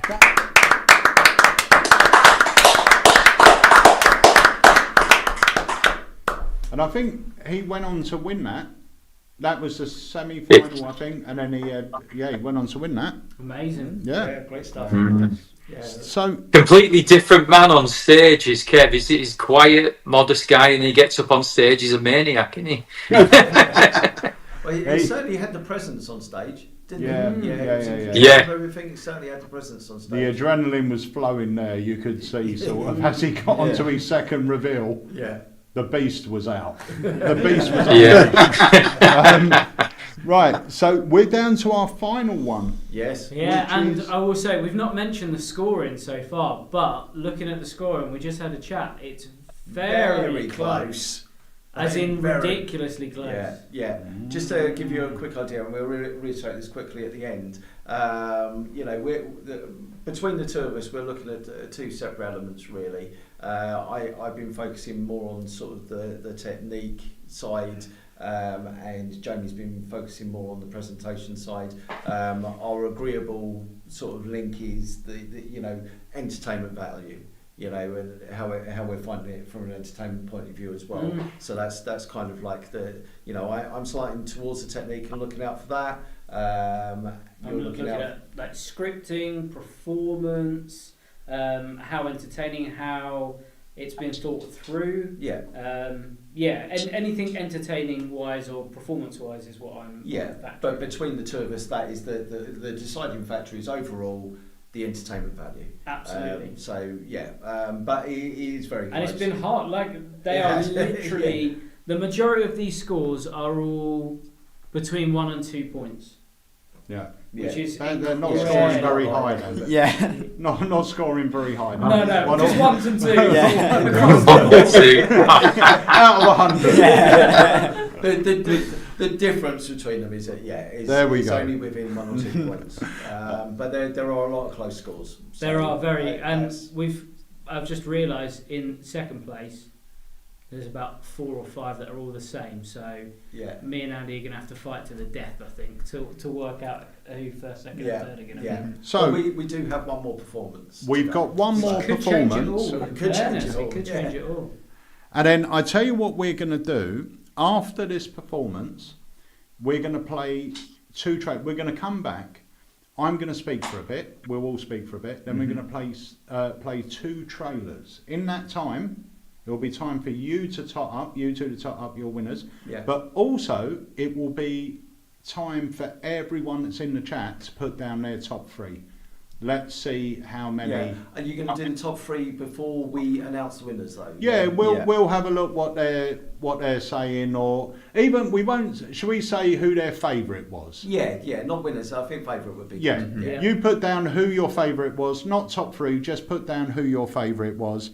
Can I just say, we've had our first bribe come in as well. I'm going to say publicly, Daniel Chard, I'm not going to do that, mate. Sorry. Is that what he wanted you to do? Is that what? Oh, sorry, Dan. I'm so sorry, mate. Wow. No. Wow. I didn't think Dan would stoop that. Oh, I would. Yeah. Right. Right. So our final act or entry for the evening is Steve Gore, who goes by the name of Andy. Steve Gore. Isn't it the world's happiest magician? Oh yes, he does say that. There you go. Right. So here we go. The final performance of the evening is Mr. Steve Gore. So I have a shoelace. You can examine the shoelace. What's your name, brother? Jack. Speak beta. Thank you. Make sure it's a solid shoelace. I have a pack of cards, which might seem irregular at first glance. You can get a bit closer if you want, and you can hear. Sorry. You see that all the cards are different? Yeah. Now, what's slightly unusual about this pack of cards is that I've hole punched a hole in the top corner of every card. See those? Yeah. So if I hold them all together, you should be able to see the light. Yeah. Yeah. Yeah. Yeah. So we'll get a mystery card. You can step a bit closer to it. So I'll shuffle through the card. You shout stop anytime you like. Stop. Up here. So take the card. You can show everybody. You don't need to show me, but you can show everybody else. Yeah. Mhm. Yeah. And the. It was on the camera, yeah. And just feel the hole. Make sure the hole's got. There's no little tears or anything. No. Take the card and pop it. Slide it in any way you like.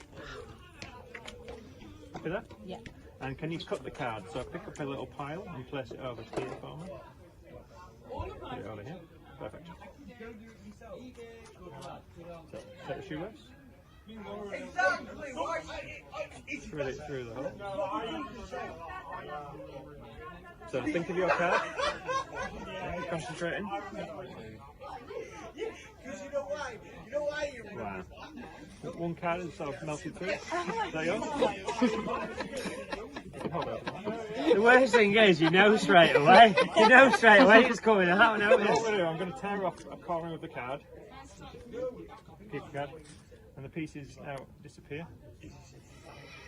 Now, do you know who the patron saint of magicians is? No. No. Magic Mike. No, sorry, different kind of guy.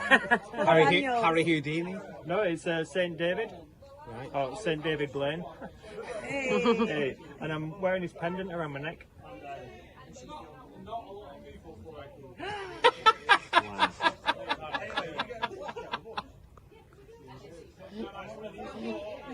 Hands didn't even go up to his neck. Well, I know. Hey, that's magic. You can slide that off. Does the piece fit? It does. It's still got the little hole in, obviously? Yeah. Absolutely. Wow. Would you like to help as well? Yeah?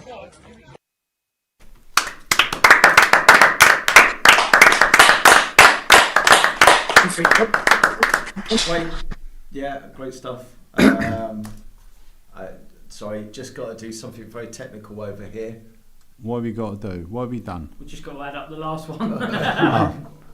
Right, Okay. so that was 14 amazing entries into that competition. And do you know what? I have thoroughly enjoyed this evening and watching all of those because Yeah, me too. I think it's been great. I only skipped through a couple of them just to make sure the video's working and the sound's all right. So I hadn't actually seen them all. So I really enjoyed those, and I think we are going to run an Alakazam competition next year in the same way. So keep your eye on the emails for that. Yeah. It was fun. Yeah, really well fun, done, actually. Dean. Definitely. Great idea, mate. Humphrey's picked a card here, Peter. Oh. Humphrey's got a card for you. Humphrey.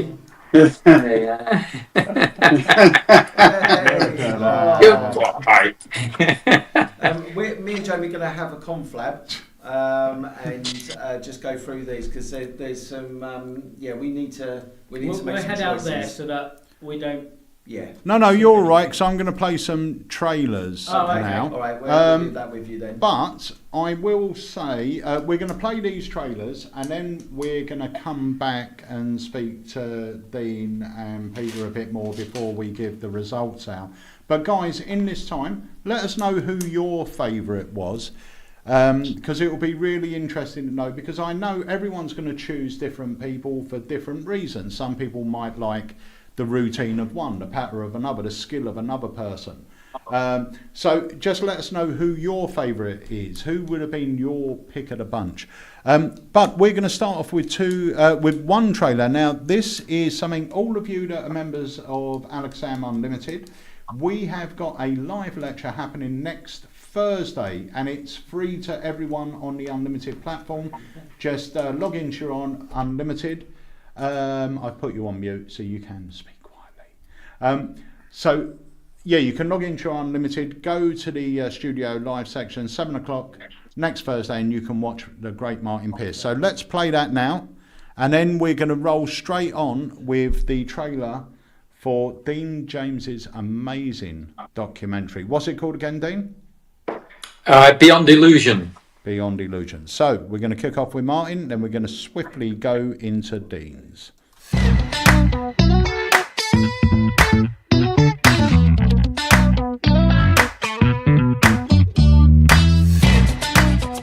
Hello, Alakazam. My name is Martin Pearce. I'm really excited to bring to you my brand new lecture on quirky and entertaining magic. Now, this is going to be a studio live lecture on the incredible Alakazam Unlimited platform. So what that means is, if you watch it on the night, you can be interactive. You can ask me any questions you have on performance, methods, explanation, my shoe size, what I had for dinner, or you can just log in and say hi. Now, this lecture is jam-packed full of some great routines. It's things that I use in my daily repertoire. There's going to be the fairest card trick in the world. There's going to be some really cool mentalism routines with films. There's going to be some comedy effects and so much more. So join me at 7 p.m. on Thursday the 27th of November for the Martin Pearce Alakazam Unlimited live studio lecture.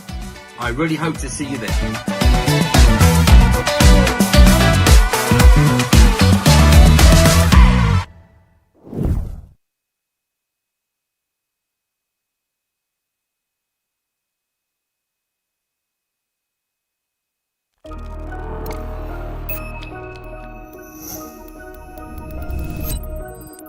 In your mind, just say the name over and over again. Just say it. Who's text me? Got into magic in the mid-90s. It was a mate of mine who showed me this magic trick, and from that point on, I was absolutely obsessed with the art. The Magic Circle is arguably the most famous and most prestigious magic club in the world, founded back in 1905 by the forefathers of British magic. The Magic Circle is the main thing on my bucket list. The oldest, the best, the most prestigious club in the world.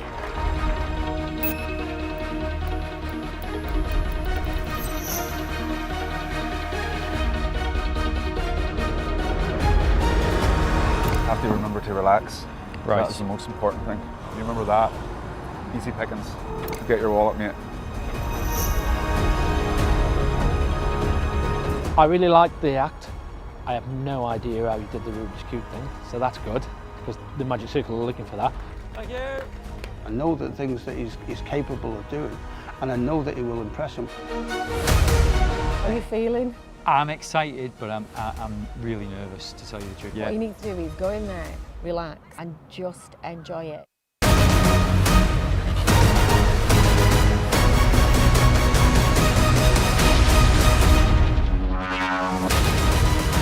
I know I have it within myself to do this. Are you ready, Dean?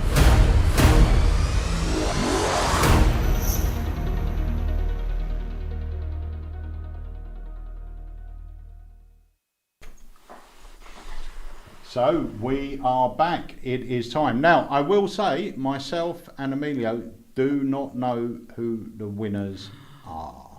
So I am going to say there's been a lot of love coming in from for all the acts. Let me have a look here. Someone said his favourite was Lord Harry for sure, and that was someone called Harry Harrington put that. A lot of people saying thanks for a great night's entertainment. It has been really good, so well done to everyone that sent in a video. And I will say, while the trailers were playing, all we could hear was not heated arguments, but you know, this was so close. Those two had to work. Yeah, we're not hard. talking anymore. We're not talking anymore. That's it. they had to work very hard to come up with three for whatever reasons they wanted. So I will say, just out of interest, Dean, who would have been? I know Pete's there, so let's say you can't vote for Pete, right? Yeah. Who would have been your pick and for why? Because everyone's going to choose a winner for different reasons. That's the thing. We all look for different things. Who would you have chose if Pete's not in it? I honestly couldn't pick. It's hard, I right? couldn't. Yeah. It's not, to have a lineup like that, competing against each other, all them top working pros that everybody in the UK knows. You lot deal with them. They're all creators and that. To get them together like that, I'm just humbled, you know. And there's no way I could have put that on the mechanic. You know, it was just great for you guys to put that out tonight. And it's completely different from anything that you have done. You know, to have a comp like that. And it's a good idea to do another one next year, Pete. But I mean, I genuinely couldn't pick. So I'm impartial, definitely. It was hard. I mean, I'm just thankful. I mean, Andy, you can see Andy and Jamie down there. They don't give a monkeys who they're going to upset. They're just out for themselves. I just want to say, I found it really difficult. Andy found it way too easy. Right? That's all I'm saying. Brilliant. The thing is, it is hard because, especially when it's a competition, because you have to pick. You know, Andy and Jamie have to pick 3 people. Yeah, and that's you're never going to be right. Yeah, you're never going to be right. You're always going to have. Well, I wouldn't have chose this. I wouldn't have chose that. It's a thankless task being a judge. But so thanks. Yeah.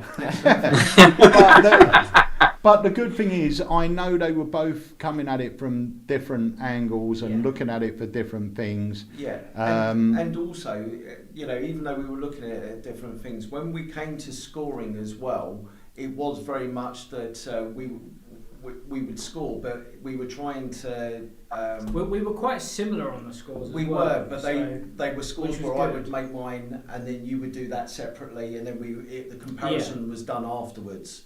So it wasn't, you know, even though we had a discussion about a few of the different things, the actual scoring itself was done totally separately, and then we came together and went, oh, actually, yeah, okay, so I've done this score, you've done that score, based on different criteria and what we viewed there. Yeah. But actually, they again are pretty close, and that's why the scoring overall is quite close between people. Yeah, so for example, we had a first place only by 1 point. 1 point. 1 point.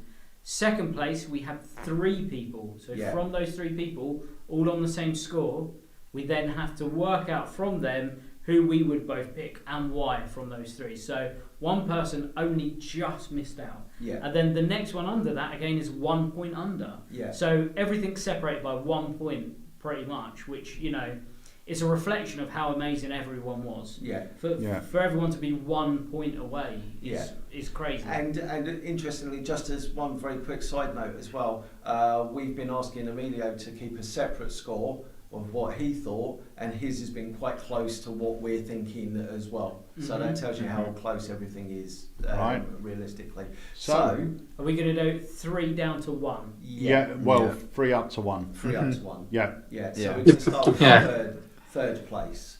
My God. Right, so are we are we ready? Yeah, I'm ready.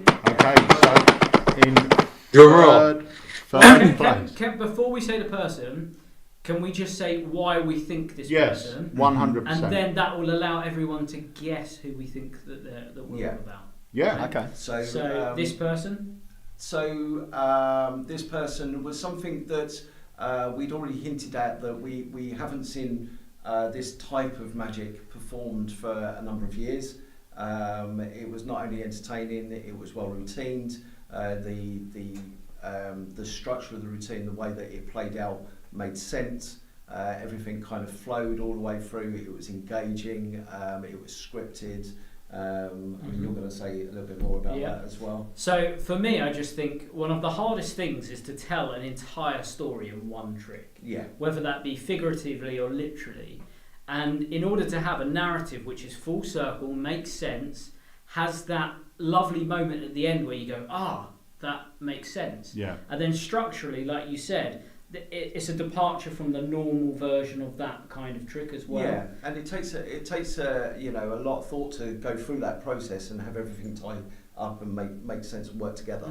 It must have taken so long to get it all down. There's moves in there. There was a departure with a separate routine, which was lovely. Yeah. And then there's this lovely payoff at the end with not just the story, but also the routine itself. Yeah. It's just so clever. It's brilliant. So in third place, that goes to Peter Jackson.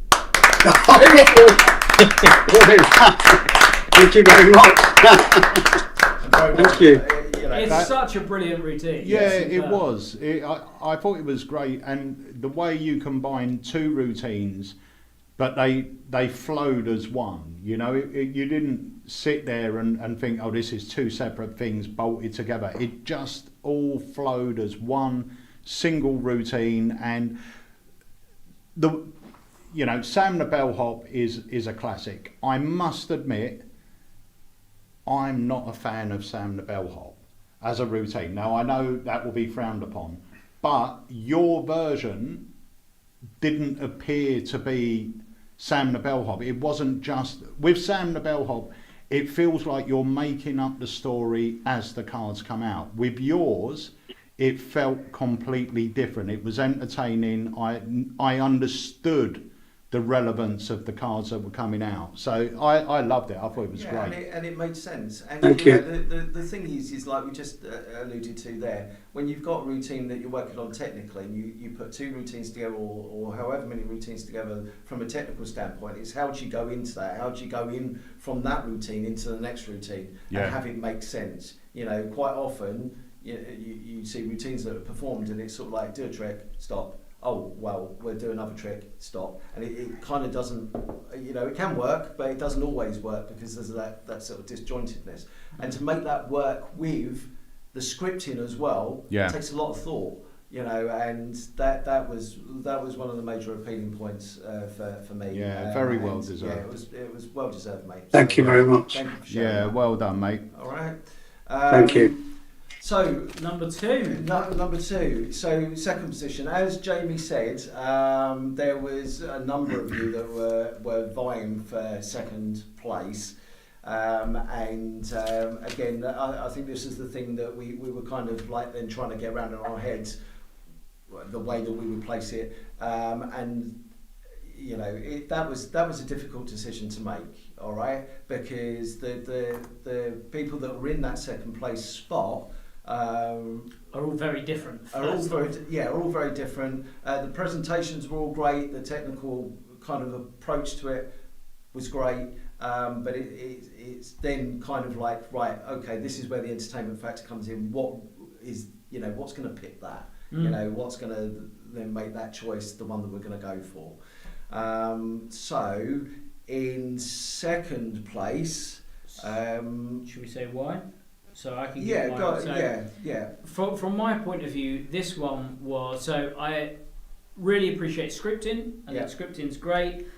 The consideration to how things are being structured, not just in terms of the routine, but the props. So this person actually had an additional prop to help with the method, help disguise the method. On top of that, the method that he used was typically not what normally people would use. But more than that, it's how he presented it so that the audience were literally hanging on his every word. You see the two people that he was performing to literally hanging on what he was saying. He presented everything up and open to quite a large group of people. I thought it was, just absolutely brilliant. And as you just alluded to there, it goes back to what we were saying earlier on as well. You have this, working in tandem between technique and presentation, making both of them running parallel to each other. That's the key. The approach from a technique point of view was it was flawless. Everything flowed together, setting up for moves that were coming up, going in and out of those moves, using the audience, using the misdirection. So the whole parcel. And the build and the build and the build and the build and the build and the build that led us to like that kind of like entertainment factor. So in second place, that will be awarded to Liam Ball.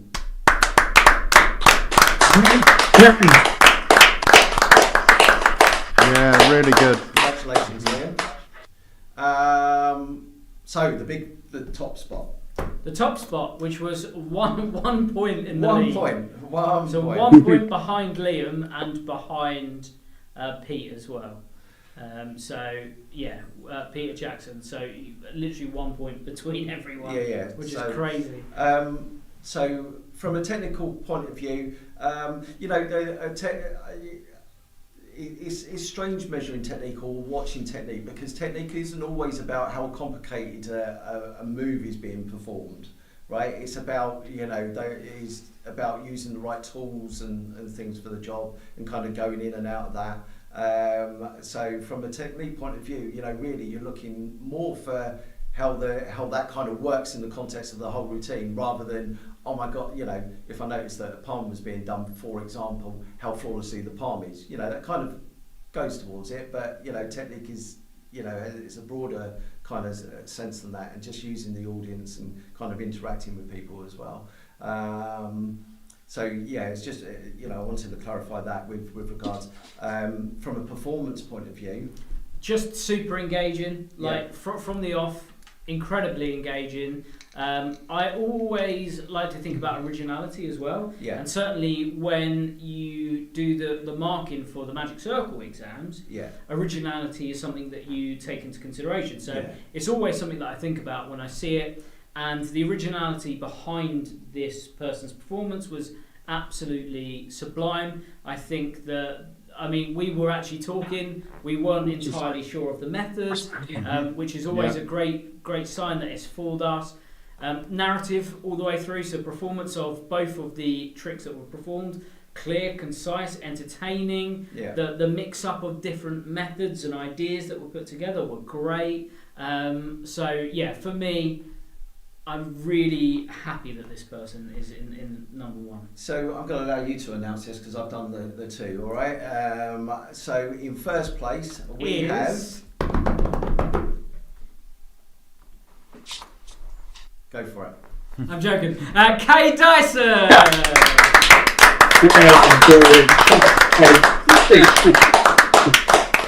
Brilliant. Yeah, so well deserved, Kay. Thank you for submitting that. Everything was so close this evening. I know we've said this a couple of times, but we really have a close score sheet there. It really is all 1 points off of each other. Yeah. So, I think, you know, everybody has been amazing. They truly have, you know, and we've seen a lot of talent, a lot of different magic, a lot of different approaches in different environments, and you know, it just shows the diversity of magic out there, and you know, engaging people, and the kind of entertainment behind it as well. So it's always brilliant to see. Yeah, absolutely excellent. And a big shout out to Macaulay. Absolutely brilliant. Yeah. Absolutely brilliant. Fantastic performance, Macaulay. We were giggling all the way through your performance, but because it was so funny. Yeah. It was brilliant. Yeah. So some great stuff. Everyone was superb. Yeah, absolutely. And superb. that's exactly why everything was so close this evening, because everybody was brilliant. So you should be very proud of yourselves, to all that have entered, and we can only thank you for taking the time to enter this evening, and being part of a great night. Yeah, brilliant. So well done to everyone that took part. I'm going to say is that obviously those three winners, if you could send an email through to sales@alakazam.co.uk and with your address on it, and then what I will do is I will activate the gift cards and get them sent out to you in the post. Yeah. All right. Brilliant. And obviously a big shout out to Dean, who actually put the whole lot together. So well done, Dean. Thank you. And we've got to wait till the morning for the corner of the card now. Bless him. That was one of my new cards you've just sent me, Peter. Oh no! No, it wasn't. Oh my God! Well, it's good news for Emilio. We can print you another deck. So, Dean, I'm sure you will let us know when the film's out, so we can let all our customers know where they can watch it and when they can watch it. Yeah, we're all very excited to sit down and watch that. I've sent you a little message about the cinema screening. See what because I know they wanted to show it before Christmas, but they might let us show it at the May. I didn't even know there was an Alakazam convention in May. What? I did. Yeah. What? Pete made me say that. Yeah, but yeah, if they let us play it, that'd be fantastic. It all depends what happens with the film and well, let me know, because we have got controls. We've got control of the screen. So basically, if you want something shown or whatever, because the convention itself is it's a one-day convention. It's happening on a Saturday. But a lot of people are turning up on the Friday evening, obviously. So we said we're going to have a get-together on the Friday. Now, whether that's going to be a magic jam at the cinema, or whether there's something special we want to screen, or maybe there's going to be a little surprise, whatever it is. But something will be happening on the Friday evening for those people that are turning up early. So if you guys want to do it then, maybe that's when we have the screening, and that will be lovely for everyone to sit in the cinema and actually watch it. And it's a lovely great cinema. stuff. Yeah, I'll have a chat with Charlie and Matt. Yeah, and it will be great, and I bet everyone would love that. But let us know anyway, either or. But tonight's been fantastic, absolutely great. We've really enjoyed it. We have. Yeah, no, it's been great. I just want to say also a big thank you to Jamie for being the other judge. I approached him. Dean asked me if I could choose another judge, and I was like, Jamie. Or Judd. I said Jamie, and Jamie stepped up to the mark and helped out there. Also, a big thank you to Peter and Emilio for help host this evening, and to Peter for sorting out the videos for me, because I know nothing about any of the technical stuff. So yeah, thank you very much for sorting those out, and also Jamie for stepping in and helping out with that, and Emilio for just being here and making coffee, really. It's been great watching everything. And helping out as well. So yeah, I know we all truly appreciate everybody's help and stuff for making the evening such a success. And thanks to Andy for volunteering all of those prizes out of his wages. Yeah. Well done, Andy. And obviously, thank you everyone that joined us tonight online, because without you, we couldn't do things like this. So I hope you really enjoyed it. It's been a lovely evening of magic with some great talent performing some fantastic magic. Yeah, it's been great. So once again, let's hear it for Dean James putting it together, and our two incredible judges. And of course, once more, for everyone that sent in the video and took part in this. It's so great for people to step up and send in videos, and I know it's really hard to send in a video if you feel you're going to be judged and everything else. But at the end of the day, the Alakazam, our community, is all about encouragement, and it's about encouraging people to show off their magic and providing this sort of entertainment for the community. So thank you all the guys and girls that entered tonight, really appreciated. And you all done phenomenal. So thank you very much, all the people that sent in the stuff. And we are going to leave you. Dean, you stay on the line, because we'll come back to you after the stream.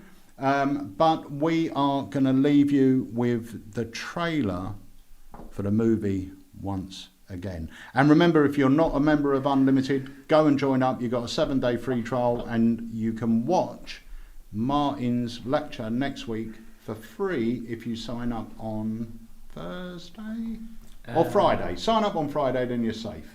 Yeah. It will all be within your 7-day free trial. Yeah. There you go. Right, so we're going to leave you with a trailer. Thank you everyone for joining us tonight. It's been an absolute pleasure. We will see you next Tuesday for our regular Tuesday Live. See you later.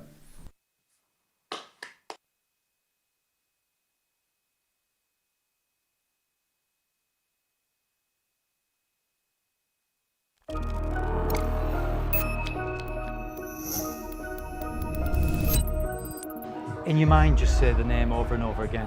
Just say it. Who's text me? Got into magic in the mid-90s. It was a mate of mine who showed me this magic trick, and from that point on, I was absolutely obsessed with the art. The Magic Circle is arguably the most famous and most prestigious magic club in the world, founded back in 1905 by the forefathers of British magic. The Magic Circle is the main thing on my bucket list. The oldest, the best, the most prestigious club in the world.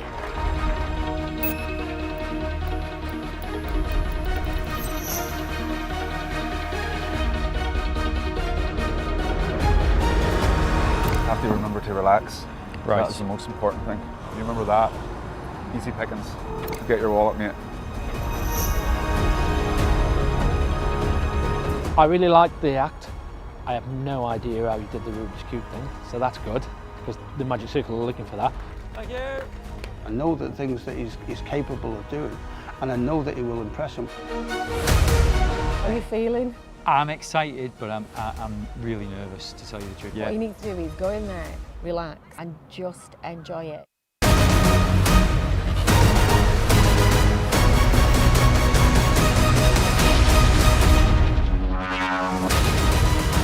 I know I have it within myself to do this. Are you ready, Dean?